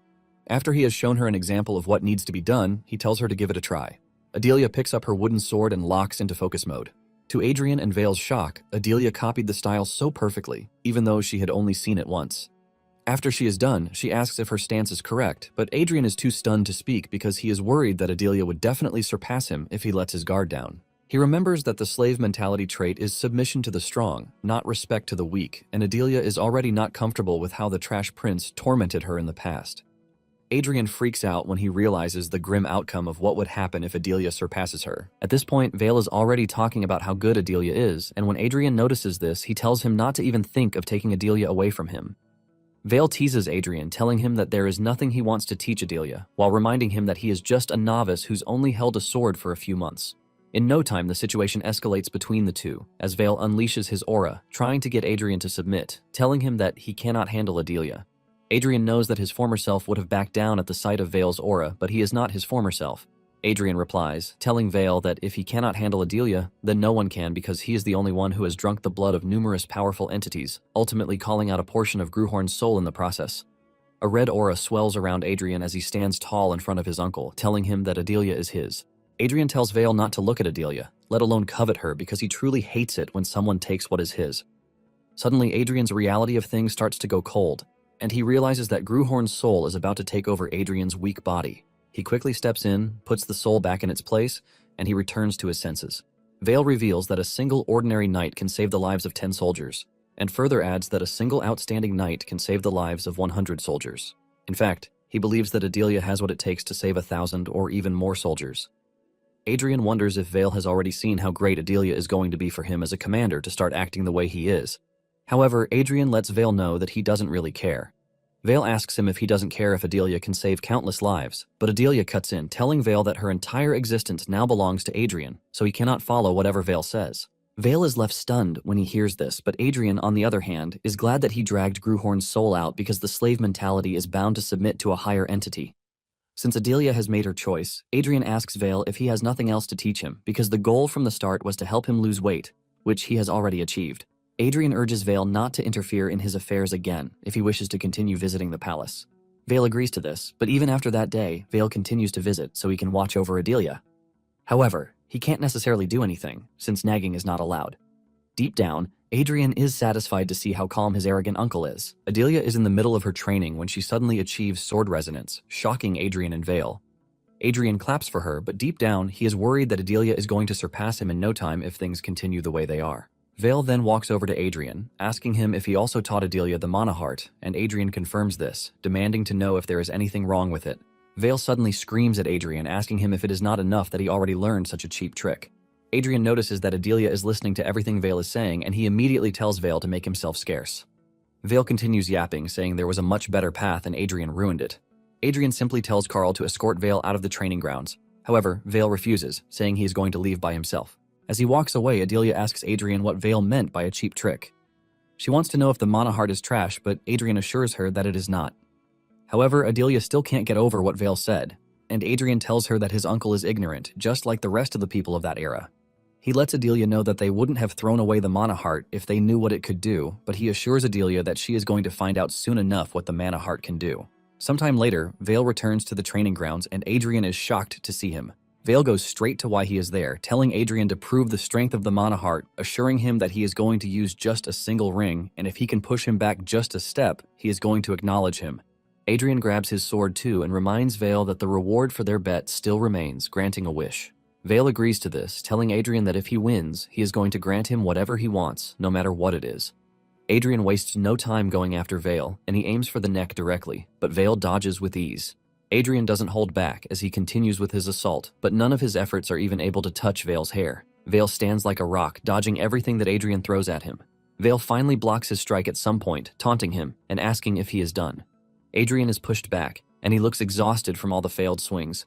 Vale asks him if he has given up already, but Adrian assures him that he is still as hard as a rock. Deep down, Adrian has no choice but to admit the simple truth that his uncle is pretty strong. He figures out that Vale is waiting for him to draw out his mana so he can give him a taste of an even more miserable defeat. Adrian knows that it is pretty obvious that he would lose with the current level of mana heart that he has. Adrian tells Vale that it is funny how knights achieved great things with mana hearts in the past, but because a new technique appeared, the other arts are now treated as trash. Vale asks him what he is trying to say, and Adrian reveals that his thoughts are different as he lets Vale know that it was not mana heart that was weak, but the masters wielding it. Adrian mentions that just because it is mana heart doesn't mean that they are all the same. With a smile on his face, he asks Vale if he has heard of the martial spirit hymn, but Vale reminds Adrian that they are there to cross swords, not to chat about boring things. Adrian expected Vale to say this, since he called mana heart a crude technique used only by mercenaries. Vale teases Adrian, telling him that he has been talking forever while asking if he needs more time to catch his breath, but Adrian says no. Adrian gets into a scary stance as he chants a hymn about how 100 victories have been his pride and power. He continues chanting the hymn until he is able to create a martial arts spirit hymn with his mana heart. Aura shoots out of his sword, and the system informs him that he has created a sparring hymn. Without wasting time, he activates the hymn as he prepares to show the true power of the mana heart. However, Vale doesn't appear to be moved by everything Adrian is doing, as he lets him know that whatever he does, it is still the same. He mentions that as long as what Adrian possesses is the mana heart, he will never be able to defeat the mana chain. Adrian ignores him and charges toward Vale, but Vale blocks his attack. Adrian admits that the mana ring has the properties of causing mana backflow through the mana heart, and just one strike blocked by Vale has proven that. Vale notices that Adrian is struggling, and he mocks him, telling him that he is quite good at enduring. Adrian, on the other hand, doesn't really care about what the mana ring can do because to obtain the sparring hymn, he had to spar over 100 times while withstanding the mana of rings over 1,000 times. The sparring hymn is a power forged to deal with knights who use the mana ring. Adrian's body and sword continue to unleash a serious level of mana, which is a result of the hymn of sparring. Adrian believes that he finally has the perfect opponent to try it on, and without holding back, he leaps toward Vale, swinging at him endlessly. At this point, Vale is already worried because he wasn't expecting Adrian to last that long. Vale is forced to push Adrian back at some point while asking him how he is able to do what he is doing. Adrian reminds him that he already told him that not all mana hearts are the same. Vale decides to get serious while scolding Adrian for being arrogant. He lands a powerful strike on Adrian that sends him flying into the distance, while telling him that he has no intention of playing around with him anymore. However, he assures him that it is commendable that he was able to last that long. Adrian, on the other hand, confirms with this that a normal grade martial spirit hymn is insufficient. Adrian's body looks totally battered just from one strike. Adrian then starts with his boring talks again, telling Vale that the knights of the past made a mistake of not leaving their descendants with strong opponents to face because they had already cleared out all the danger. Initially, everything was passed down intact, from the sword techniques to the correct method of refining the heart and the shining martial spirit hymn. However, time eats away at the shining achievements that the knights had, which eventually caused them to be forgotten. He talks about tales about dragons that have never been seen and giant kings that sound like myth. Adrian says he is pretty sure that all these would have sounded like a fairy tale. He is sure that new martial art hymns would have been created, but all of these were at best to grant victory against 10 knights or overcoming 100 soldiers. He is pretty sure that the hymns were downgraded to just facing humans alone, ultimately rendering them obsolete. Adrian says the mana chain is a technique that would never raise someone to a level of divine dominance. Vale is totally confused about everything he has heard, while asking Adrian if he spent the entire day drinking. Just then, Adrian calls out Vale's name, telling him that he is an arrogant knight who has no idea what he and others have lost. Suddenly, Adrian's aura goes from blue to dark red, and he tells Vale that he is about to teach him the things that he has lost. Adrian's body is overwhelmed with aura as he tells Vale that he is going to teach him a technique that was strong enough to split a dragon's scales and drink its hot blood. Adrian tries to tap into the dragon slaying him, but the system tells him that his current abilities cannot handle that high-grade hymn. Adrian groans in pain as several levels of the hymn are omitted until only a quarter of it is left. Once he is able to access just a quarter of it, he makes his move and goes after Vale. He swings his sword at Vale, but he blocks. Suddenly, he realizes that his sword is starting to crack, and if this continues, he is going to be overpowered. Vale immediately resorts to a desperate move, which he uses to block Adrian's attack, resulting in a big explosion that sends Adrian flying into the distance. Adrian crashes to the ground, and as the dust clears, he recognizes what Vale did. He reminds him that he said he wouldn't use more than one ring. It turns out that Vale had to engage his 4 rings, but even at this, his sword was still cut in half. Adrian admits deep down that mana from the heart is inferior to the mana from the ring, but in that present moment, he lets Vale know that he lost the match, and this leaves Vale totally stunned. Later on, Adrian wakes in his room from a nightmare where Gruhorn is trying to take over. He sits up with sweat running down his face, and he realizes that this is the price to pay for forcefully drawing out the power of the martial spirit hymn. Thanks to the fact that the dragon-slaying hymn has become a myth, his body couldn't handle it and got wrecked. However, Adrian doesn't really care because it is worth the risk. Adrian then concentrates his mana to upgrade the hymn of sparring, and in no time the system informs him that it is successful. Adrian lets out a good smile because he believes that it should be enough to face Jillian, the third prince. Just then, Adelia enters the room and expresses her happiness that Adrian is finally awake after losing consciousness. She reveals that it was total chaos after he passed out because the queen crashed out at her brother. Adrian doesn't really care about this, and he believes that it even serves them right. Adelia then mentions that Vale left a message saying he should be notified whenever Adrian wakes up. However, Adrian tells Adelia not to report yet because he would like to rest for a while. Apparently, he might suffer a great punishment if he doesn't properly recover his spirit, which was damaged by the excessive use of the martial spirit hymn. Basically, reality and memories of the past will mix into a chaotic mess, and at some point, the boundary of reality will totally collapse, ultimately turning him into a madman. He would be trapped in a severed world where he would endlessly act out moments of his martial spirits, Shivers run down his body with the realization that he might actually be trapped in the sword's memories again after he finally managed to become human. Later on, Adrian tells Adelia about her ancestor Agnes, revealing that she is a great woman and she should be able to inherit the martial spirit hymn that she left behind. However, he lets her know that she would have to grow much more than she currently is to fit into Agnes's shoes. Adrian then asks Adelia what she plans to do by learning the sword, and Adelia stutters before giving her answer. She mentions that if she could truly become a knight, she would become Adrian's sword. Adrian is stunned when he hears this because some great hymns in the past started with a heartfelt oath. Adelia's aura fills the room as she declares that she is going to dedicate everything she has to Adrian. The system then tells Adrian that Adelia has dedicated the hymn of subordination to him. Adrian is blown away when he sees what Adelia's hymn is, and he is able to contain it in his palms. Apparently, a martial spirit hymn influences others too, and just then, a new hymn known as the Hymn of Domination is created.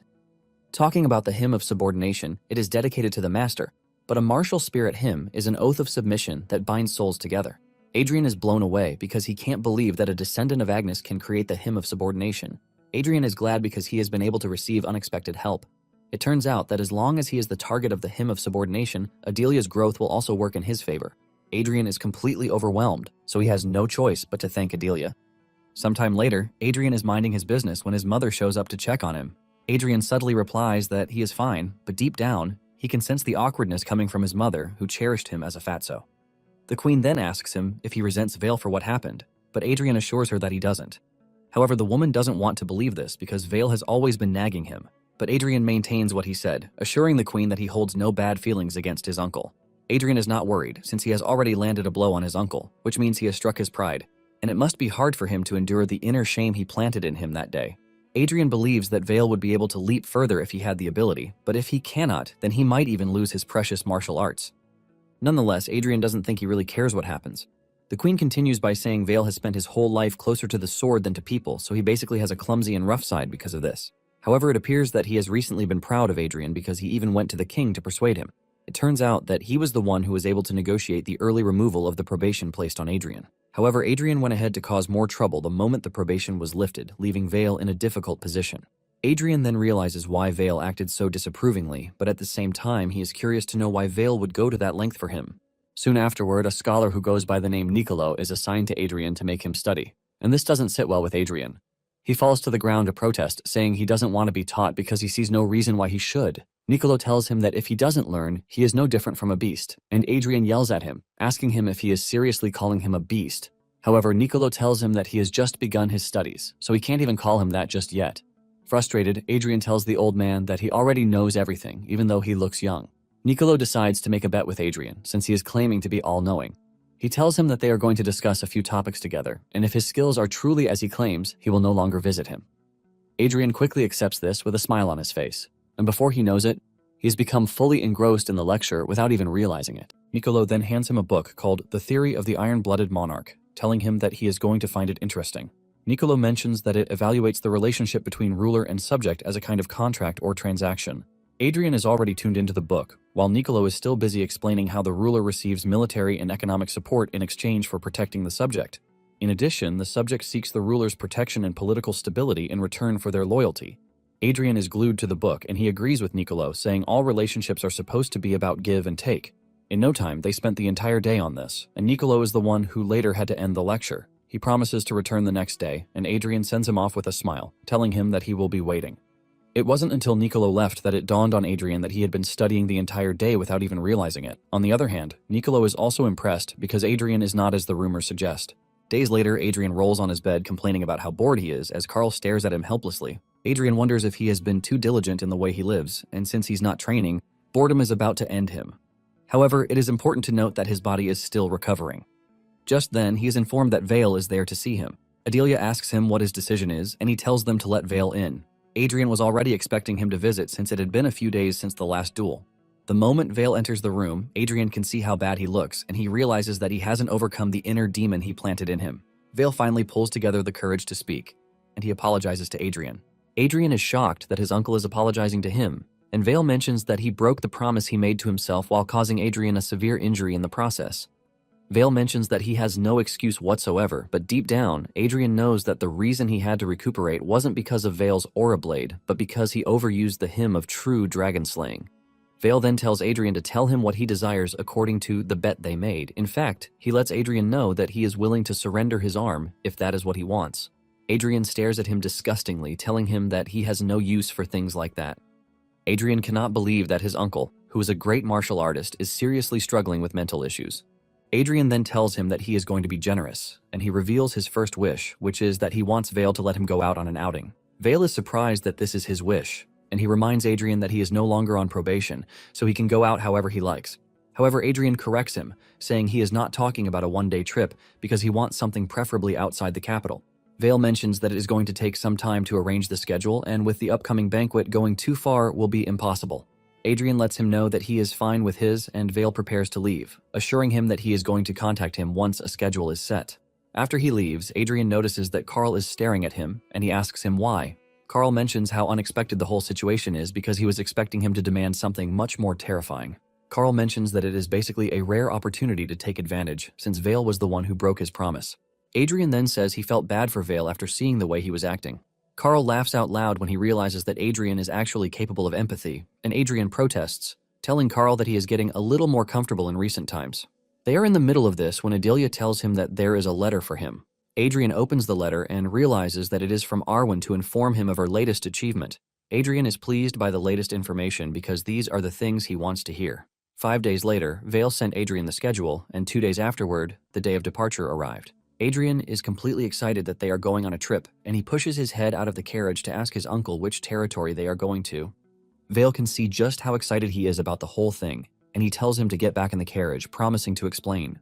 Vale reveals that they are going to Ellen County, which is the royal court's greatest production site for weaponry. Apparently, there are iron mines in the territory that supply high-grade iron, and there is a guild of artisan smiths that refine it.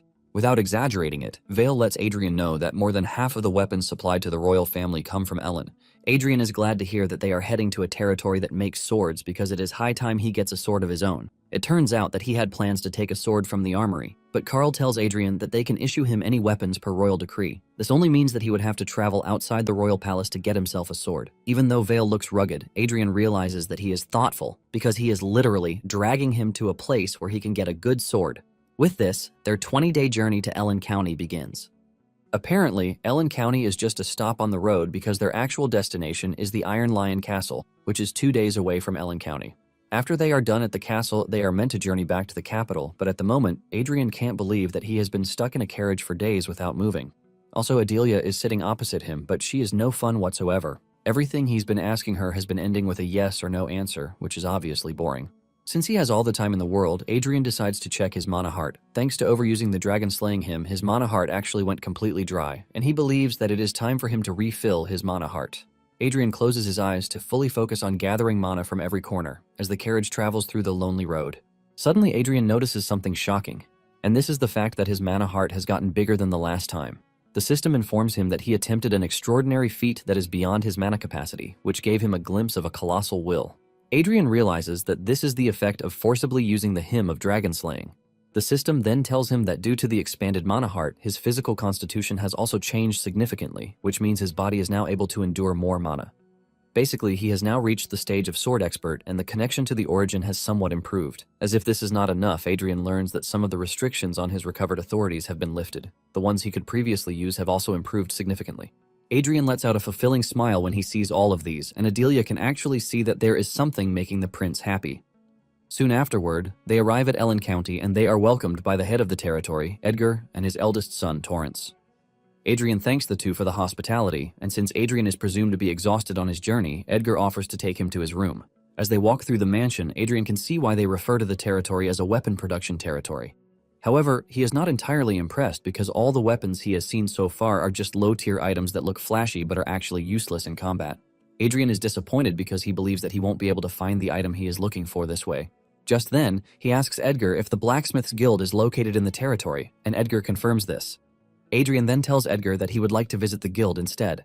On their way to the workshop, Edgar tells Adrian that blacksmiths are rough and stubborn people, which is why they often ignore the Lord whenever they are concentrated on work. Upon entering the workshop, Adrian is immediately locked in as he spots the blasting heat furnace. Edgar tells him to speak up if the heat is too much, but Adrian is totally locked in because the whole scenario reminds him of when he was a sword. Surprisingly, among all the other blacksmiths working on their craft, there is one who draws him in, and it is an old man in the distance. Adrian stands in awe as he watches the man hit the hot iron with his hammer, ultimately reminding him of when he was reincarnated as a sword. Adelia is forced to clean Adrian's face because of the amount of sweat pouring down his face. Adelia, touching him, finally jerks him back to reality, and he realizes that he was fully engrossed in the whole thing. Just then, the leader of the blacksmiths called the artisans from their workplace to come and greet Adrian. Edgar introduces the dude to the prince, but Adrian doesn't pay much attention to him because he is fully engrossed in the old man, who is still busy working on his craft. The leader of the blacksmiths spots him and screams at him, asking him what the hell it is that he is doing. He asks him to stop what he is doing and greet Adrian, but Adrian grabs the dude, stopping him from distracting the old man. Adrian also notices that the rest of the blacksmiths are not all that happy, since they were dragged over to greet him against their will while they were working. Adrian is not pleased himself either, because he didn't even order the person in charge to do this. He then tells the blacksmiths to return to their workplace unless they want the furnace to die out. Without hesitation, the gang runs back to where they were working, and Adrian continues watching the old man do his thing. With complete dedication and focus, he smashes the iron, shaping it into form, and while he was doing this, Adrian was overtaken by a weird sensation that leaves a chill running through his body. Later on, Edgar informs Adrian that the old blacksmith has been repeating the process of forging swords and melting them down for the past 6 months. Adrian asks Edgar if the swords he made are failures, but Edgar says there is no way to know because every sword the old man makes is said to be a masterpiece, which is why he is called the Master Smith of Swords. In fact, the bunch of swords he has made so far seemed completely flawless, which is why it is a mystery that he melted all of them down. In addition, for the past month, he has barely slept and has been clinging only to his work. Edgar mentions that they have been worried because he is no longer a young person. Adrian, on the other hand, can see that the man is nothing but a true craftsman. Days later, Adrian continues visiting the forge every morning while leaving late at night, and during this time, the old man simply continued with his work while Adrian watched in silence. Before Adrian had arrived, there were tensions that he might cause a ruckus, but to their surprise, there were no incidents whatsoever. And soon afterward, the day for the prince to leave finally arrives. Adrian expresses his disappointment that he wasn't able to see the completed version of the sword before leaving. He turns around to leave the forge, telling his men that they are going to leave very early the next morning since there is a farewell party that night. Even Edgar was devastated because he had hoped that the prince would see the sword completed by the master smith before leaving.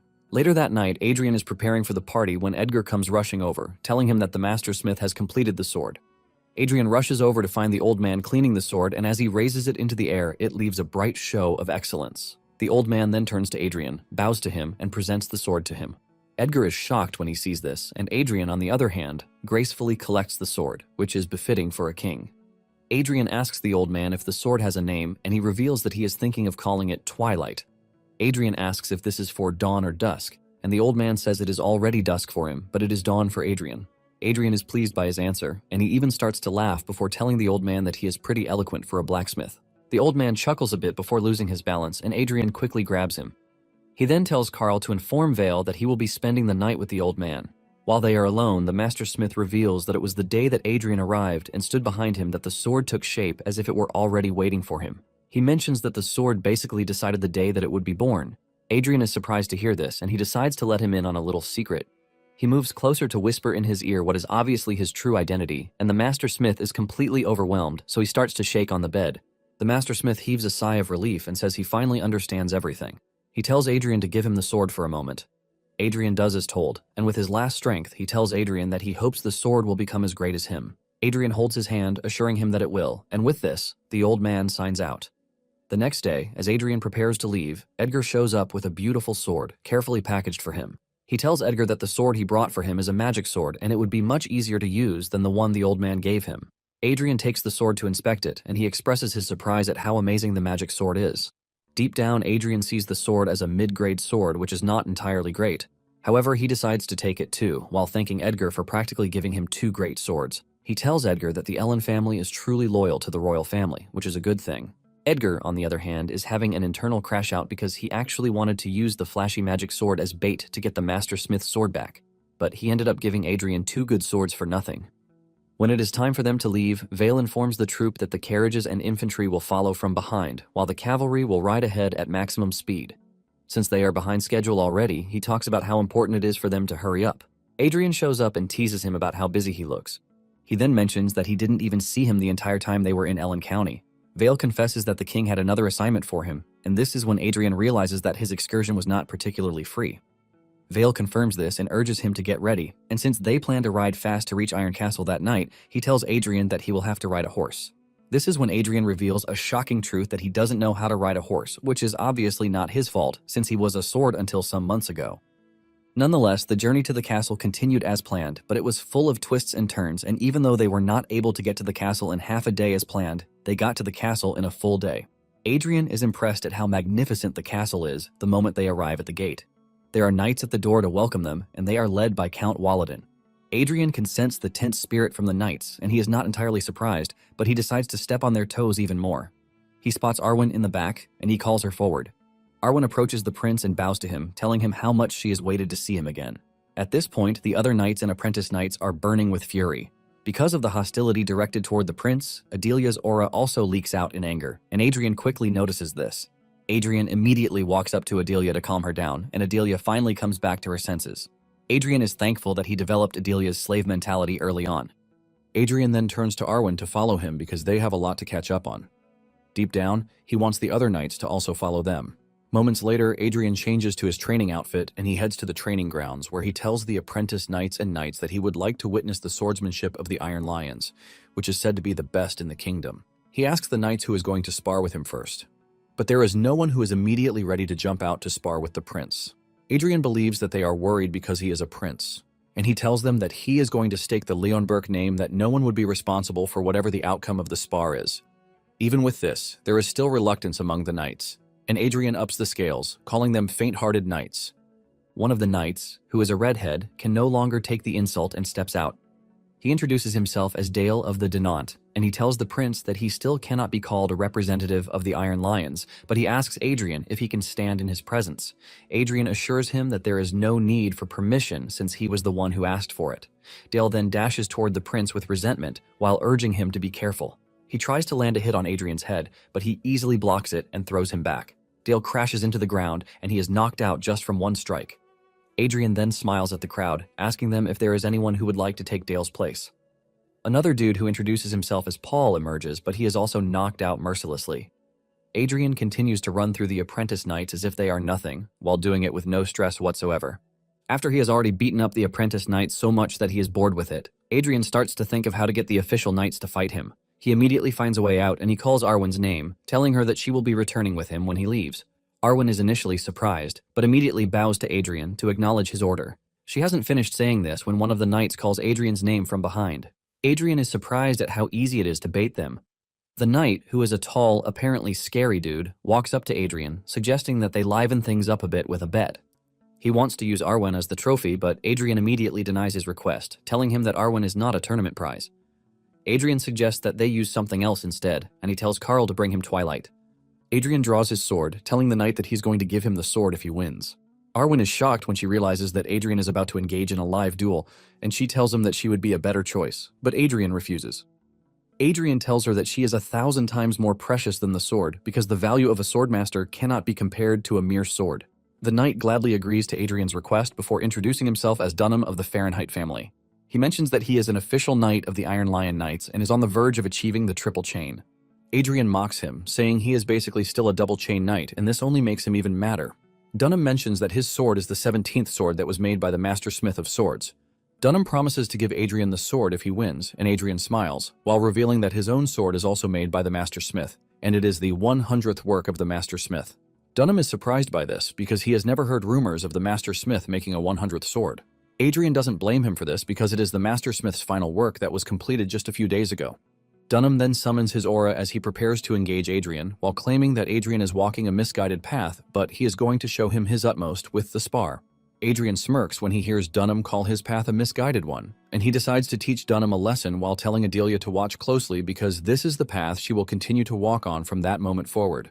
Adelia agrees to this, promising Adrian that she will surely do what he wants. Meanwhile, Vale is having a meeting with the commander in his chambers. It turns out that this is the 4th time they will be visiting the castle. Apparently, the 4th prince has no interest in the throne, which is why he might not come to the castle. However, the 3rd and 5th princes visited while Adrian was on probation. Even the 2nd prince stopped by at the castle some time ago. Walladin admits that Adrian remains the legitimate heir, no matter how bad his reputation might be. However, Walladin blames Vale for how things have gotten, saying he has the larger share of the blame because if he had supported the 1st prince even a little, he wouldn't have become isolated. Since Vale has always abandoned Adrian, he is now surprised that he is trying to be good toward him. Deep down, Vale knows that Walladin is not wrong because he actually once cast aside Adrian. Vale saw Adrian as a man who was not deemed to be a ruler, but a tyrant. It turns out that he once scolded him one day for being intoxicated by some wicked potion, and in anger, Adrian had charged at his own uncle with a sword. Adrian saw him as a hopeless scoundrel, and when he returned to the north in disappointment, Adrian sent him a poisoned wine, shamelessly calling it a gift while enclosing a letter with it. Vale had gobbled down the wine, and as he burned away the cheap poison Adrian put in it with his mana, he also burned away whatever little familial attention that he had left with it. However, this unbearable nephew suddenly changed and became a different person who endures grueling training. In fact, he became someone who started growing every day. Walladin then reminds Vale that he was the one who once said Adrian must never become king. Vale, in his heart, knows that Adrian is now a changed person, and he tells Walladin to give Adrian a chance so that he might at least stand at the same starting line as the other princes. Walladin is shocked when Vale bows to him, begging him to reconsider. Walladin expresses his disbelief, saying he has no clue whether it is Vale who has changed or it is Adrian who has changed. Suddenly, one of the knights comes rushing in to tell the two what is happening on the training grounds. On their way to the training grounds, Walladin tells Vale that he has nothing to worry about because Dunham knows his limits, so nothing serious will happen. He assures Vale that even in a live blade duel, he wouldn't dare beat royalty senselessly.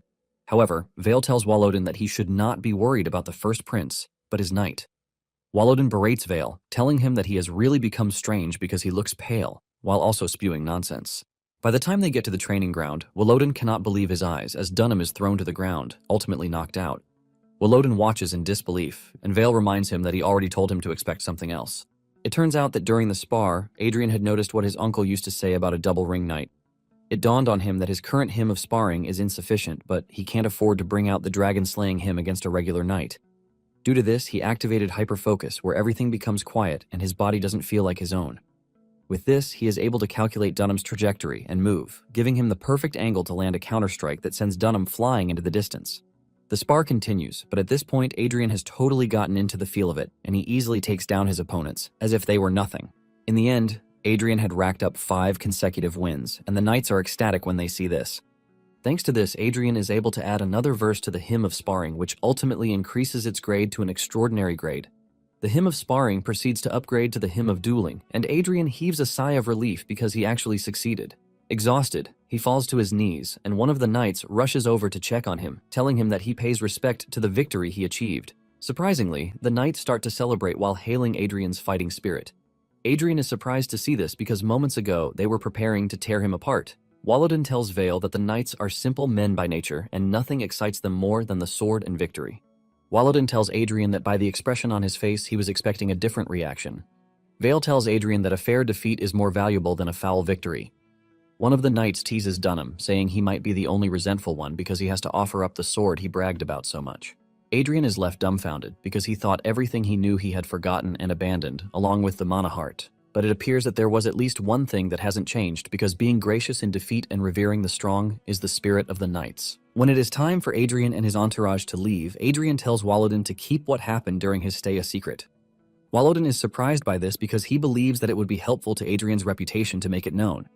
However, Adrian doesn't want it known yet, since there is someone he wishes to mess with a little. Later that evening, they find a good place to camp, and Carl offers to go scout the surroundings. On the other hand, Arwen looks lost, but Adrian is pretty sure that she is going to adapt in no time. Adrian enters his tent to find Adelia tending to his things. Adrian is disappointed that the person he chose because of her S-rank aptitude is still doing things only a maid would do. Adrian simply proceeds to his bed, leaving Adelia wondering if there is something she did wrong. However, Adrian tells her that she is free to leave, and after she is gone, Adrian realizes that the Iron Lion Knights were different from what he thought they would be. When he was at the castle, he used the authority of judgment, and he realized that the majority of regular knights did not possess swordsmanship talent surpassing B grade. In the past, these were people who would not have been able to reach intermediate sword expert level even after a lifetime of grueling training. They would have been ordinary people who would have faded away, but at the current moment, they have reached a realm equivalent to a sword expert in their 20s or 30s. Basically, the caliber possessed by a superhuman has declined beyond comparison, while the caliber of ordinary people has risen dramatically. It suddenly dawns on Adrian that all of these are because of the mana chain. In the past, his uncle would have aimed for transcendence, which is why he was actually pissed that he threw away the possibility of that. However, this era is an era where there is no chance to build achievement beyond an extraordinary grade. Adrian figures out that everything is due to the flow of time, and he admits that he does not know the era well. Adrian concludes that he is going to start learning everything from the beginning. He is in the middle of this when Vale shows up, telling Adrian that it is not too late because if he puts in the effort from that moment forward, he can achieve his dream. Adrian is confused as he doesn't know what dream the dude is talking about. Vale lets him know that he has already won the hearts of the Iron Lions because if it were the other princes, he would not have been able to mingle with them so casually. Vale commends him, telling him that it was a wise decision. But Adrian still doesn't know what trash he is talking about. Adrian is forced to ask him if he has gone mad, but Vale tells him that there were conditions they agreed on concerning the bet he made with him. Adrian remembers the bet with the third prince, and he is about to say it is still ongoing when Vale cuts in, telling him that the bet was to defeat a double chain knight. This is when it dawns on Adrian that he has actually won the bet since he took down a couple of knights. Vale then tells Adrian that he is going to do as promised, and he pledges his loyalty to Adrian, telling him that he is going to officially support him as the first prince of the kingdom.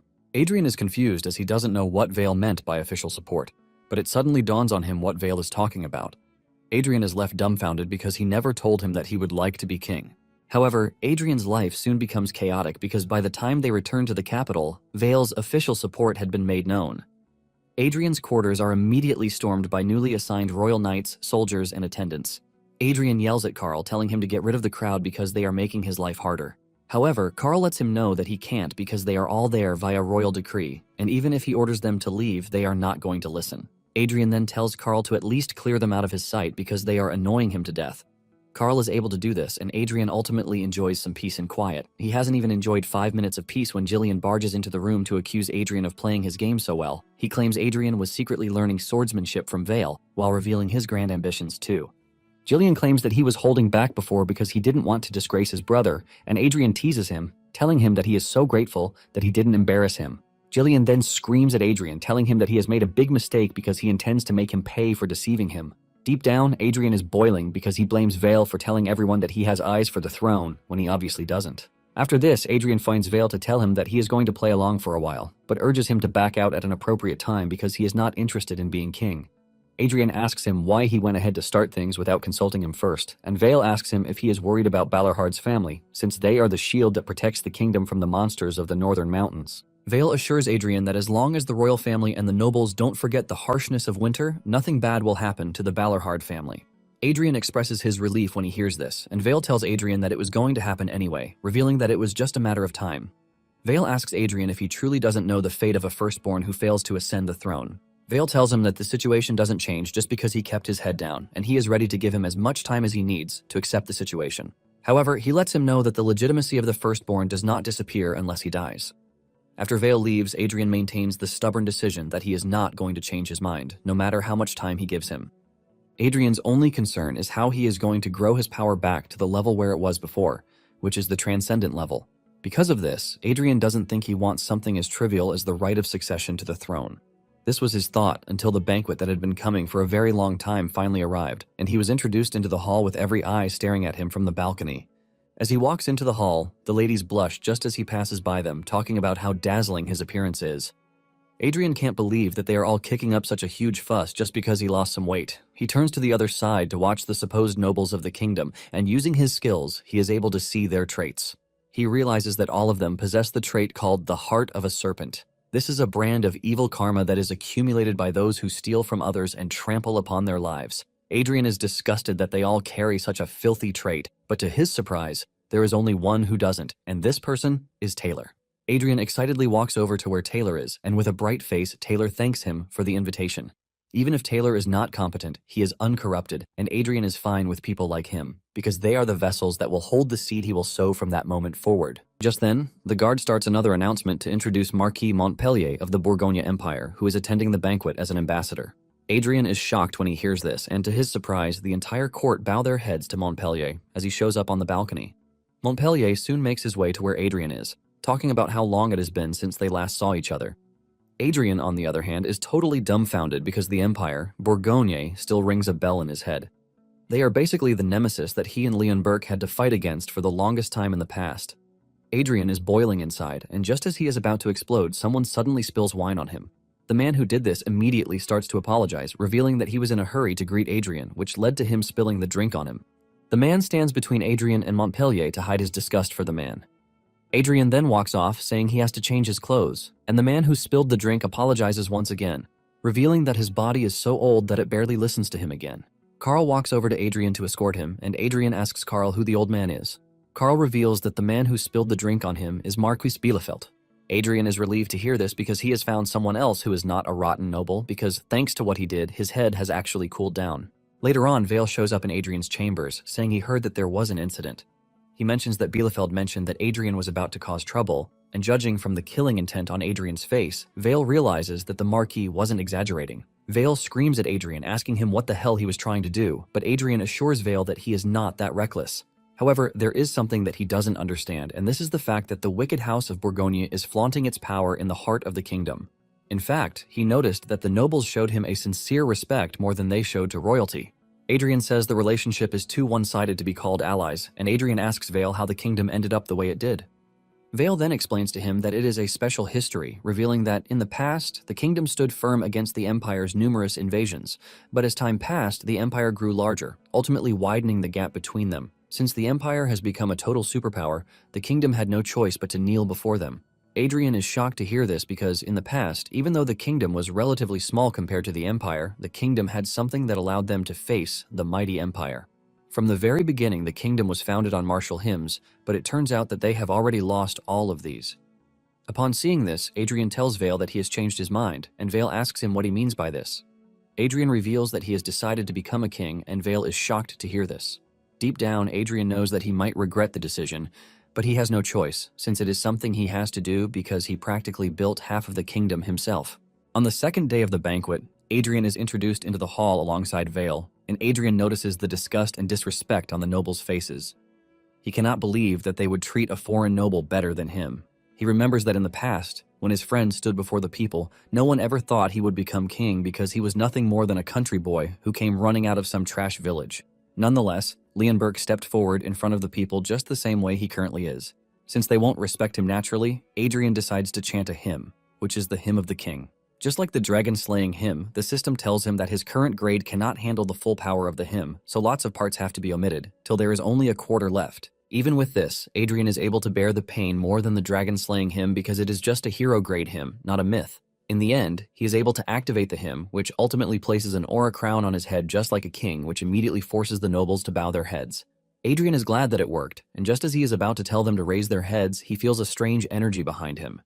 He turns around and realizes that the strange lady who has been covering her head is a freaking elf. The elf walks up to Adrian, telling him that it is quite surprising that there is still someone who remembers hymns. Adrian freezes up in shock because the lady standing in front of him is not just an ordinary elf. Adrian panics as fear overcomes his body, leaving him to wonder why the mad woman he knows from his past is at the banquet. When people think of elves, they see them as a benevolent race that would never needlessly cause harm to others. But in reality, they are a cruel race that uses their beauty as bait to destroy their opponents. The high elves are born with the hero grade right from birth and are the most dangerous among elves. With the lady elf standing in front of Adrian, Adrian can remember that she is not a regular high elf because she has lived over 1,000 years, which makes her an elder high elf. It turns out that her name is Sigrun, also known as the Dancing Magic Swordswoman. Apparently, she was part of the expedition that slaughtered the Mad Dragon 400 years ago. After this, Sigrun tried to procure Gruhorn, the sword, promising to give him the best life. Because of this, Adrian can never forget her, because she really tormented him.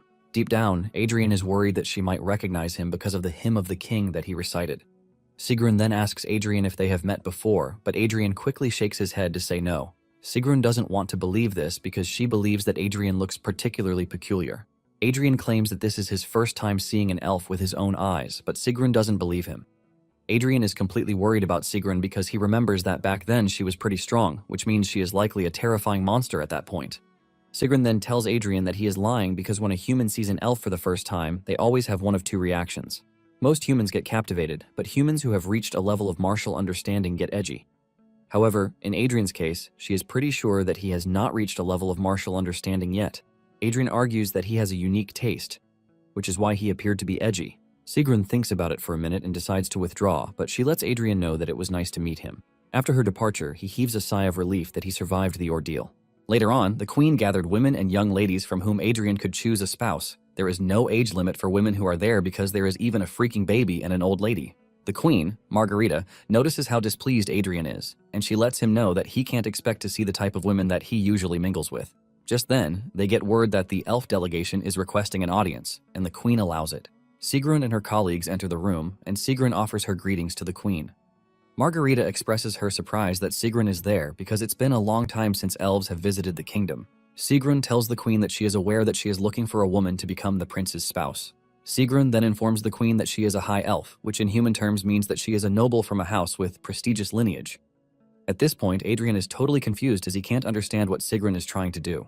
Sigrun continues by saying her age is not far from Adrian's age. Adrian almost explodes in shock because they are nearly 1,000 years apart and she is able to tell such a shameless lie. She continues by mentioning how elves remain beautiful and the fact that she has those who are loyal to her, just like knights are loyal to their liege. Sigrun then mentions that since the moment she saw Adrian, she felt their fate intertwined. Adrian is shocked when he hears this, since he knows that elves never lie about their fate and connections. This leaves him wondering if she is being sincere. Sigrun's confession leaves the queen and everyone else in the room ultimately shocked, because forming a marriage with elves has never happened. Suddenly, Adrian walks up to Sigrun and grabs her, telling her that they need to talk for a moment. Adrian drags her away from the throne room, leaving the crowd to assume the worst. Adrian takes Sigrun to a private place, and he asks her about her true purpose. Sigrun smiles, telling Adrian that she only came to foster friendship between her clan and the kingdom. However, Adrian asks the question again, and this time around he mentions the fact that she is an elder high elf. He continues by saying he is aware of the fact that she is an executioner who has handled her clan's dirty work for hundreds of years, and she is also known as the Blade of the Mistletoe clan.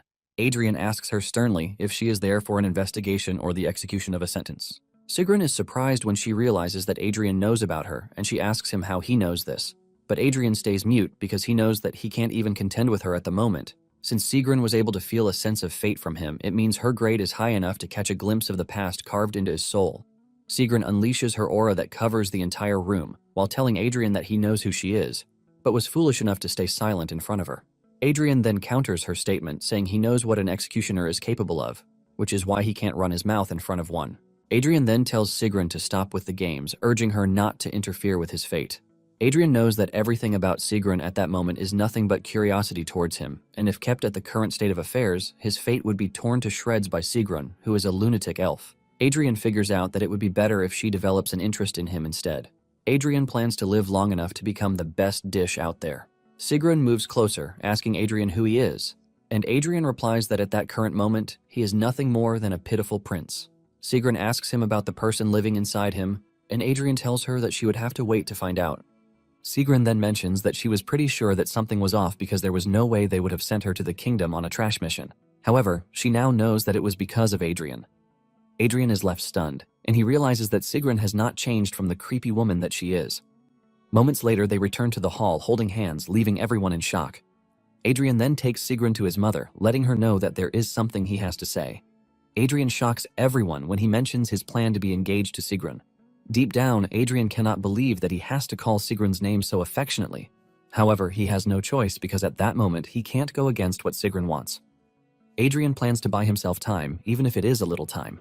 The queen is overwhelmed by Adrian's decision, and Adrian tells her that they are not going to decide hastily, since it is a really important matter.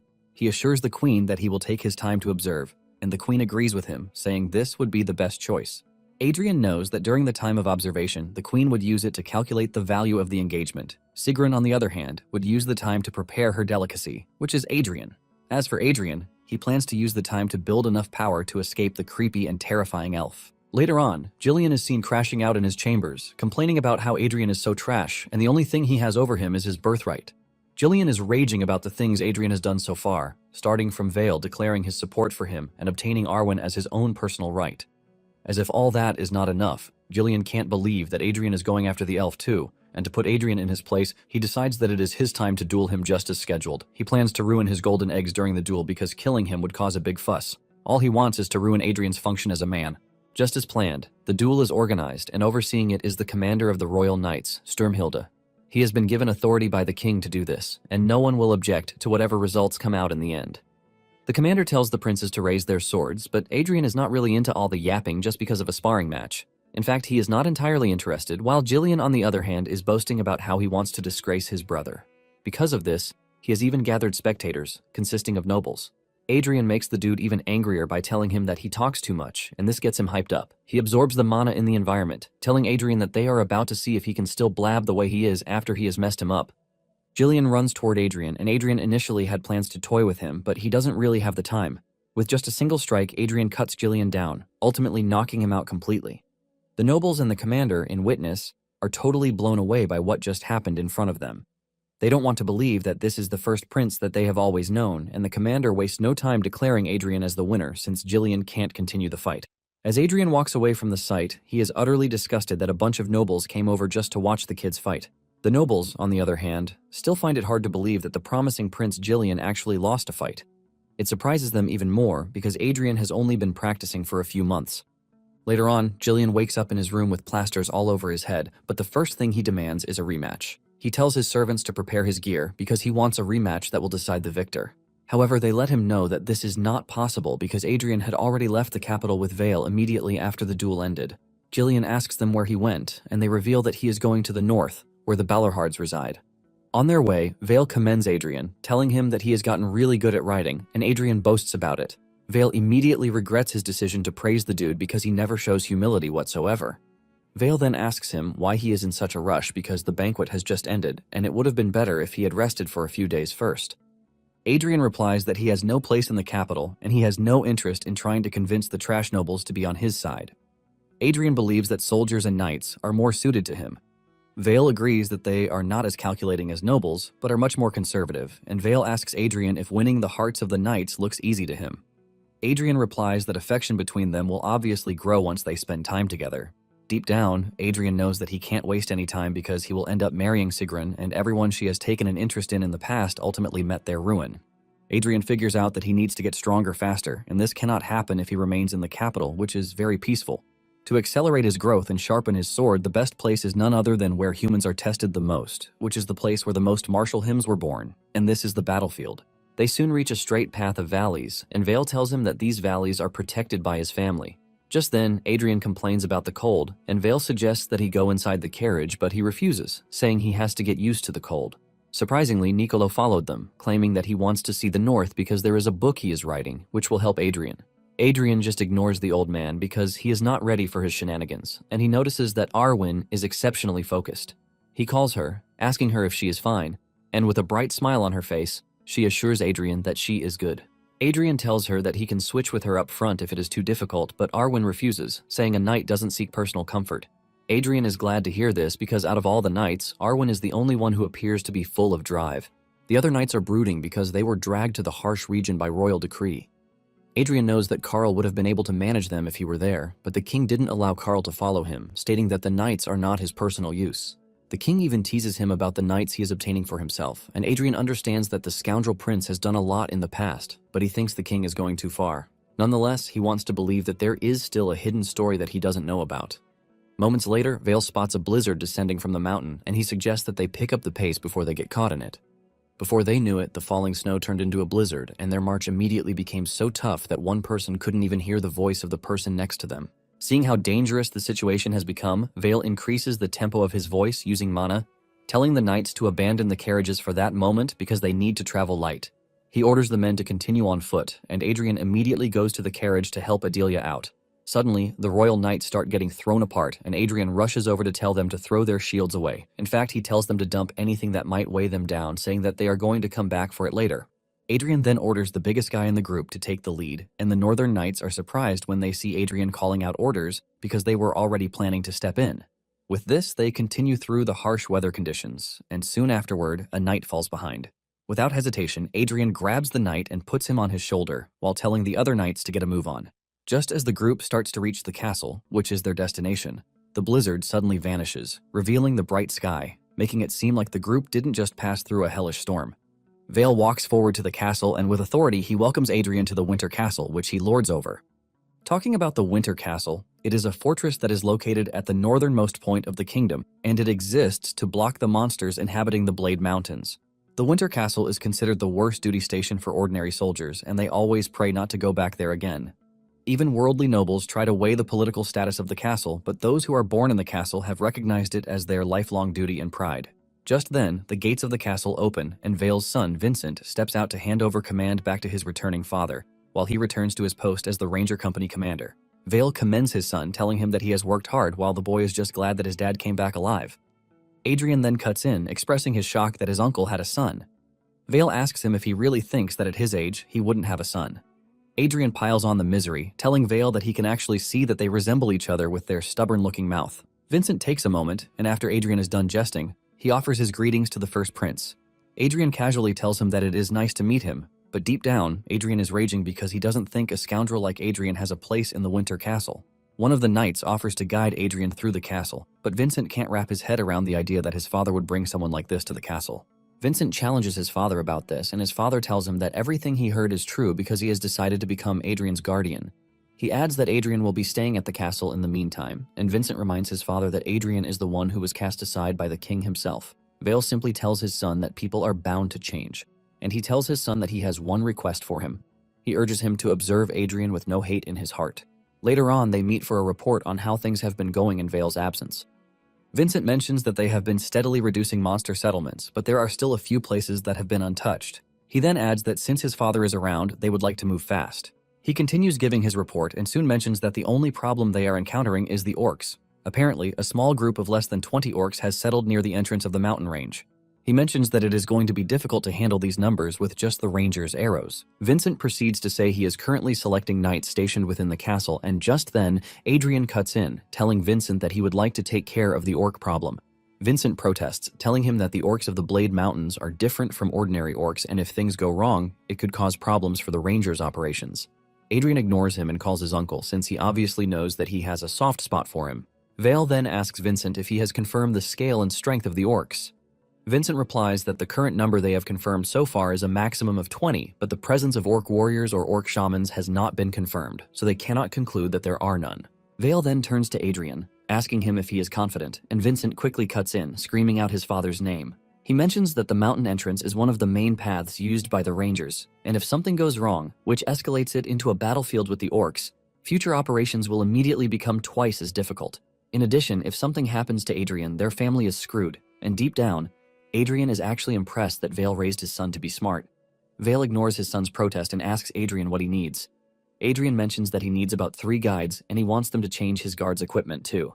Vale tells Adrian that all of these are not difficult, so he is going to do it, ultimately shocking Vincent down to his bones. Moments later, Adrian meets up with the royal guards with him, telling them that they have a mission. The captain is shocked to hear this, and he asks Adrian what he means by this. Adrian tells the dude that they have received a mission to subjugate orcs. He reveals that the enemy numbers are 20, and there may or may not be orc warriors or shamans. The dude asks Adrian why they have to be the ones to do this, since they are just his escorts and it is the 3rd Legion's work. Adrian uses his words against him, telling him that he also has to follow him to protect him. As Adrian walks away, he tells the guards that the 3rd Legion will contact them later, so they are to collect equipment and report to him. Even though Adrian might not like the soldiers, he plans to make them useful, since they are the soldiers who were given to him by his father. Even though they were completely useless in the blizzard, Adrian can still see that their stats are decent, since they are elites selected by the royal family. However, Adrian notices that a redhead among them has a certain trait called disguise, which leaves him wondering what the dude is up to. When it is time for Adrian to leave, he is shocked to learn that Vincent is the guide. Vincent tells Adrian that the consequences of the mission failing would be too much, so they can't risk it. Adrian tells Vincent that he and his men won't fail, but Vincent is not about to take his word for it. Adrian tries to use the judgment authority on Vincent, but he fails, leaving him to wonder if the dude is already a triple chain knight. He also notices that among all the supposed rangers that Vincent is taking with him, only one is a real ranger, while the rest are capable knights pretending to be rangers. Adrian realizes that they have plans to handle everything just in case things go horribly wrong. Adrian decides not to make an issue of this for that one time. As they prepare to leave, Adrian tells Adelia that he won't be taking her along because he knows that it is going to be a big problem if her trait blooms the wrong way. As they walk through the snowy forest, Vincent tells Adrian and his group that they have to walk while conserving as much stamina as possible because if their stamina drops, their hands and feet will stiffen, which will prevent combat from flowing smoothly. He continues talking about things they need to know, and Adrian wishes he could just roll off and die because his nagging is worse than his father's. Moments later, a rabbit runs past them, and one of the rangers uses his telescope to scout the distance. He informs the team that there is a group of orcs ahead, and he asks Adrian how he plans to proceed. Adrian then orders his guards to load their bows, while the rest of the group prepares themselves. Adrian walks forward, and the moment one of the orcs sees him, he gets agitated. Adrian lets off an evil smile because it's been a long time since he saw a monster face to face. The orc tries to be the hero as he stands tall in front of his comrades, but Adrian orders the bowman to fire, and the arrows from the bow ultimately take down the orc. Adrian also whips out his sword as everything is about to descend into chaos. Adrian looks alive as he leaps toward the orc with a smile on his face. He takes down the orc in one swing, and as the orc's blood soaks the snow, Adrian realizes what he has been missing and craving all this time. He stares at the rest of the orc, and he is exhilarated just by breathing in the air of the battlefield. Arwen fears for Adrian's safety, but Adrian screams at her not to come any closer because she might just get swept up in the hell he is about to unleash on the orcs. The whole tale goes back 400 years ago when orcs were not monsters, but one of the proud masters of the continent. It is not a myth nor about a hero, but it is about an individual who couldn't leave his name in history, and this is the hymn of a pitiful man who really hated orcs. He was a sorrowful father who fought and fought until his strength ran out, ultimately piling up enough green corpses to raise a mountain, which is the fleeting verses of an extraordinary avenger. The moment he recites these verses, the system recognizes it as a hymn of revenge, and a red, overwhelming aura swells around his body. Before coming to the north, the redhead who had the disguise trait had met up with the Count of the Royal Court, who bribed him to report everything the prince does when he is up north. They believed that Adrian would be holed up in the castle while claiming other men's achievements for himself. But now that the dude is on the battlefield, he is totally horrified by what Adrian is doing to the orcs. The dude is so stunned that he finds it hard to move, and even holding his weapon right becomes a problem. By the time he gathers a little bit of strength to move, an orc ruins his confidence by easily grabbing his spear. The dude shits his pants, believing that he is done for, but Arwen comes to his rescue, cutting off the orc's arm before taking its head. The dude crashes to the ground in fear as the orc's arm holding his spear crashes into his front. Arwen turns to him, telling him that he is on a battlefield, and he is not supposed to lose his weapon. With fear written all over him, he acknowledges Arwen's advice, and Arwen takes command of the royal guards as they prepare for battle against the orcs. Deep down, Arwen knows that the orcs have the numbers, and it is going to be difficult for them to handle the orcs with their current numbers. Suddenly, she feels something strange in the distance, and before the troops know it, the orc standing in front of them gets cut down by Adrian's immaculate attack, spilling blood everywhere. Adrian's swelling with a terrifying aura, and Arwen can smell his bloodlust. She calls out his name, but he ignores her and dashes toward the orc's position. As he cuts down the orcs, he remembers the Avenger in the past, who took down many orcs, but it was never enough. The Avenger continued seeking the blood of his enemy, causing him to wander the barren lands ruled by orcs, while leaving loads of orc corpses in his wake. Even though at some point the mana in his heart ran out, he didn't stop. He continued drinking orc blood and chewing on their flesh with his sword. However, with every step he took, he got more frail, but the demonic sword he was wielding, which was Gruhorn, continued to sustain him. Gruhorn burned his remaining life force for his final wish. It turns out that he started the whole revenge quest for his wife and daughter, who were killed by the orcs. In the end, he finally met his lifelong enemy, the king of the orcs.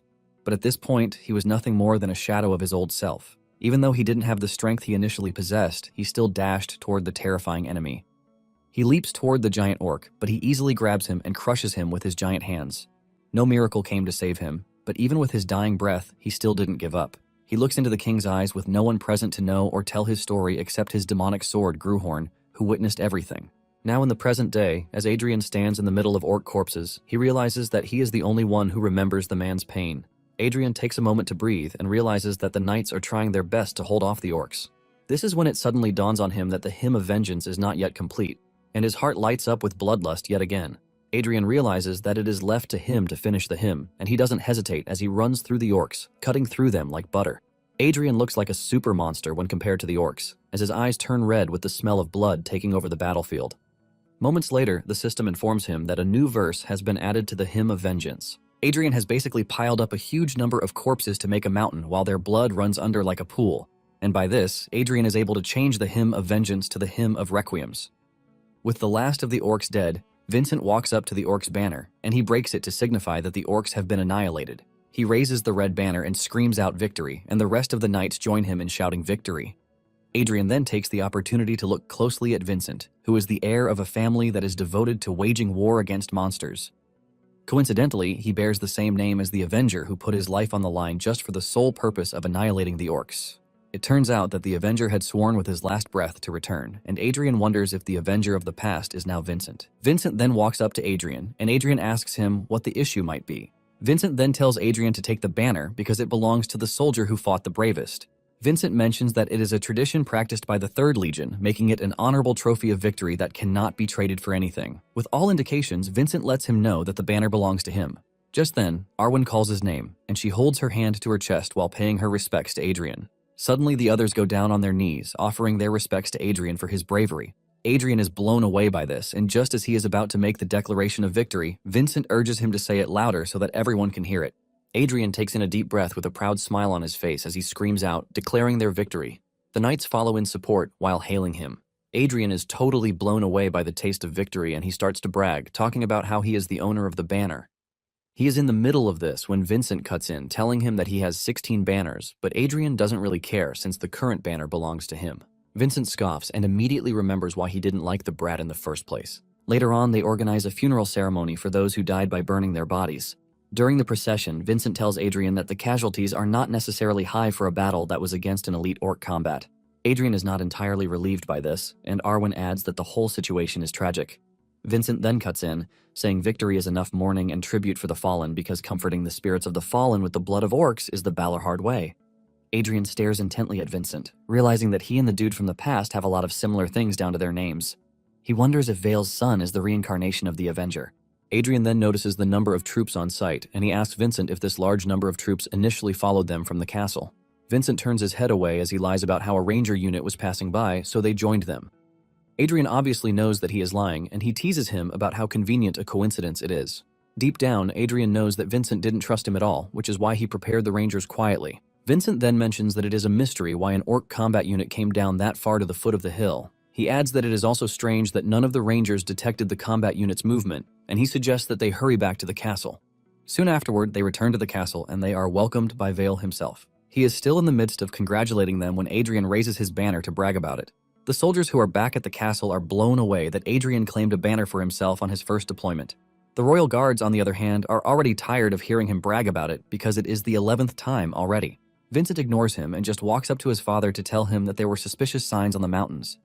Vincent lets him know that an orc combat unit showed up very early on and they were right next to the scouts. Vale believes that they might have found a large prey or maybe something happened deep within the mountains, but he knows that neither is a good sign. Even though he would have preferred that his son rest a bit, he tells him to follow him because it is a matter of urgency. As he walks away, Vincent commends Adrian, telling him that he worked hard. Just then, Adelia rushes out to meet her master, and she expresses her joy that Adrian returned safely. She talks about how worried she was because she didn't know if Adrian was safe or not. Adelia hasn't even finished greeting him when he brings out the banner to show her. Later that night, Vincent shows up in Adrian's room to tell him that within a few days, a ranger unit will be reassembled to scout the situation in the mountains, and they have no way of knowing what variables may exist within the mountains. Vincent says they plan to select only elites capable of professionally scouting the mountains, which means Adrian would not be needed for the mission. Adrian shocks him when he tells him that he has no interest in the mission. Adrian then asks him why he came all the way to his room to tell him the details of the meeting, and Vincent mentions that Vale was the one who ordered him to. Adrian immediately figures out that Vale wants them to get along well, and Adrian doesn't have an issue with this. Adrian tells Vincent that he can leave, and surprisingly, Adrian still has the banner on his table so he can stare at it all day. Adrian takes a moment to think about the battle, and he realizes that he was completely immersed. He believes that it is because it was the first time he had fully recited an old martial hymn without missing a single verse. He is convinced that he will experience similar things like that from that moment forward. Since not all the martial hymns are fully his own, Adrian plans to change everything up and make everything completely his, just like he made the Hymn of Vengeance into the Hymn of Requiems. Suddenly, a strange bird shows up by the window, and without looking too long, he figures out that it is no ordinary bird. Just from how weird the bird is, Adrian already knows who sent it, and it is none other than Sigrun. Sigrun communicates with him via the bird, asking him if he likes the gift that she sent. It immediately dawns on Adrian that Sigrun was the one who made the orc combat unit appear at the foot of the mountain. Sigrun tells Adrian that all she cares about is for Adrian to face opponents that are suited to his level. Sigrun hopes that Adrian would take the gift with all sincerity, but Adrian can't believe that she just sent dozens of rangers to their death, and she is shamelessly talking about some stupid gift. It turns out that the elf race are severe spectators, and Adrian believes that Sigrun must have had a good time watching him fight the orc combat unit that she intentionally set loose on them. Sigrun admits that she was blown away by the hymn of hatred that was directed at the entire orc clan, and to her, what she did was goodwill. Adrian is tired of hearing her babble, and he suggests that she go straight to the point. Sigrun complains about how cold Adrian is, but lets him know that she is ready to wait until the day he opens his heart for her. The bird then makes it move, as it lands on Adrian's arm, and Sigrun tells Adrian that deep within the mountains, there is something that Adrian needs. She mentions that it is an ancient existence that is currently slumbering within the mountains. Sigrun assures Adrian that if he uses it as his lyrics, it is definitely going to become a truly wonderful hymn. Adrian immediately becomes interested in what Sigrun is saying, but Sigrun lets him know that the bird has reached the end of its time. Just as she finishes saying this, the bird explodes, splattering blood and gore all over his face and body. Adrian watches in horror and realizes that Sigrun intentionally did it to displease him. In addition, he knows what Sigrun wants from him, and this is the fact that she wants him to write a new martial hymn. Apparently, elves can recite hymns, but can't generate them. Basically, they weave the hymns of others into their own melodies and sing through their sword dances. Sigrun giving him that information is most likely for the sake of obtaining a hymn with a deeper flavor through Adrian. Nonetheless, Adrian is willing to play along even if it's just that once. Later on, Adrian talks to Vincent about this, and Vincent tells him that they don't go deep into the mountains. He mentions that they only move around the edges because everyone who has gone into the inner mountains has never made it out alive. Adrian is shocked to hear this, forcing him to ask again, and Vincent lets him know that no one has made it out in the past. Vincent says it is their mission to block monsters from coming down the mountains, not to explore them. Adrian immediately figures out that no one knows what is inside the inner mountains. Adrian figures out that basically all the mysteries and wonders of the world were depleted in the past because of knights who scoured the whole world to reach the divine top. However, it remains a mystery that such a forbidden zone still remained after this. Adrian smiles because he can see that coming to Balorhard was the best choice. Vincent then tells Adrian not to think of going deep into the mountains, and Adrian assures him that he won't go, yet. Later on, Adrian is cleaning his sword while thinking about what might be inside the mountain. He is tempted to rush to the mountain, but he knows that it is not yet time, so he needs more battles and more victories. However, he is not entirely worried because the Winter Castle is a place where battles happen frequently. He hasn't finished thinking about this when the alarm goes off, warning of another attack. The men are ordered to immediately set up positions on the wall, and Adrian rushes over to where Vale is. Vale tells him to look into the distance, and when he does, he sees 3 rangers dashing towards the castle, leaving him to wonder what they are running from. The men on the wall urge them to run faster, but what is chasing them soon emerges behind, and it turns out to be orcs riding on wolves' backs. The men on the wall can't help the running rangers because they are still out of bow range. The rangers keep trying to reach the castle, but Adrian figures out that something is off. Vale confirms this, saying the orcs are toying with the rangers because there is no way the wolf riders couldn't close the little gap between them. Just then, the captain of the fleeing unit decides to buy his men some time. He turns around to face the orcs while telling his men to run ahead. His bravery is quickly met with a horrible death from one of the wolves that tears him apart. Even his unit members who decided to fight alongside him got captured. Vincent is about to jump off the wall, but Adrian stops him. He lets him know that the orcs are not trying to do an execution because what they are currently doing is challenging them to a duel. The captain of the orc squad slams his banner into the ground, and it has a skull on it to send fear into the enemy's body. When Adrian sees this, he immediately figures out what resides in the inner mountains, and it is the orc king. The orc captain screams out in orc language, demanding that they fight an honorable battle because he plans to reclaim the name of his legion for his great king. Vale asks Adrian if he is sure that the orcs want a duel with hostages on the line, and Adrian says yes. However, the expression on Vale and Vincent's faces shows that they don't believe him. Since they are not ready to believe him, he decides to show them. Adrian walks forward, and he replies to the orc captain in orc language, telling him that he accepts his duel.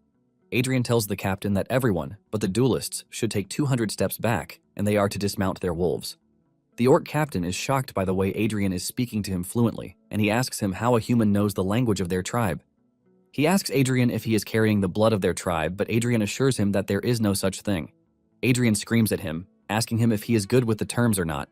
The captain then tells Adrian that they are going to do as he says, but he lets him know that he is not going to let it slide if they tarnish the honorable duel. After he is done negotiating with the orc captain, Adrian turns to Vincent and Vale, asking them if they now believe him. Vale looks at him scornfully, telling him that he has just been spouting nonsense. He hasn't finished saying this when they see the orcs' vanguard moving backwards just as Adrian demanded, leaving only 5 orcs that want to participate in the duel. Vale is completely shocked by this, as he reveals that he has spent dozens of winters at the castle, but this is the first time he will see orcs willingly retreating. Adrian then tells Vale to save his shock for later, because the orcs have a simple demand. They want 5 participants in the duel, but they must be selected only from those who participated in the previous battle in the mountains. Vale is surprised to hear that they want warriors from the battle where they encountered the orc combat unit at the foot of the mountain not long ago. Vale then calls on his son, and in no time, warriors from the previous battle start to volunteer, but Adrian urges them to slow down because 2 spots are already filled. The Rangers are shocked to hear this, and they remind Adrian that it is dangerous, but Adrian tells them that he is the only one who can communicate with the orcs. The Rangers beg Adrian to at least leave 1 spot for them, but Adrian refuses because he can't deny Arwen the opportunity to take on the orcs when she is already eager to do so. Adrian asks Arwen if she is up to the task, and she bows to Adrian, assuring him that she is. Vale then asks Adrian where he learned the language of the orcs, because this is the first time he is going to find out that the orcs can even communicate. Adrian quickly lies about it, saying it is all thanks to studying. Adrian can figure out the expression on Vale's face, and he urges him not to think that words could have resolved the past incidents because this is a special case. Basically, only the orc nobles who serve the king of their tribe can speak the ancient language, just like the orc captain. The captain screams at Adrian, asking him if he is coming, and he assures him that he is. Adrian is not one to believe in many coincidences because the moment he stepped into the world, an elf ambassador visited the kingdom for the first time in ages, and in the north, the king of the orcs revealed himself for the first time in 400 years. The gates are lowered, and the 5 duelists from the human side step outside the castle. Even though Adrian is curious about whatever is going on, he doesn't think it is the right time for him to think about it because it is the time to fight. As Adrian stands in front of the orc asks him if he is his opponent, and Adrian says yes, while asking him if he doesn't like what he sees. However, the orc says this is not the case because his spirit is the greatest among the humans standing before him, so he is a worthy opponent. The orc tells Adrian that his flesh and blood will be a good delicacy, and Adrian bows his head as he prepares to fight. He talks about how funny it is that the first opponent to acknowledge him without any hate is a freaking orc. Vincent screams at Adrian, telling him that the orc captain is too much for him, so he should be the one to handle it. He is in the middle of this when one of the orcs swings at him, almost slashing him, but he leaps out of the way. Just then, the rest of the orcs stare down on the humans as they prepare to engage them in a fight. Adrian tells his comrades that orcs don't take turns in duels like knights, and he urges everyone to survive on their own. The whole situation immediately descends into chaos as the two sides charge at each other. Adrian leaps toward the orc captain and tries to attack from above, but the orc captain blocks his attack and repels him with his large axe. The orc berates Adrian, telling him that he is pretty weak compared to the strength that he showed, but Adrian decides to get serious, and he tells the orc captain that they are about to see if he is right or wrong. Adrian's aura ultimately shoots through the roof as it is fueled by the resentment of the hundreds of rangers and the Avenger who wandered the plains. Adrian smiles as he is running riot with an overwhelming strength, and he declares once again that coming to the Winter Castle is the best decision. After he is done gathering his mana, Adrian thanks the noble orc for waiting, and he immediately activates the Hymn of Requiems, which makes Adrian look like a horror figure in the presence of the orcs.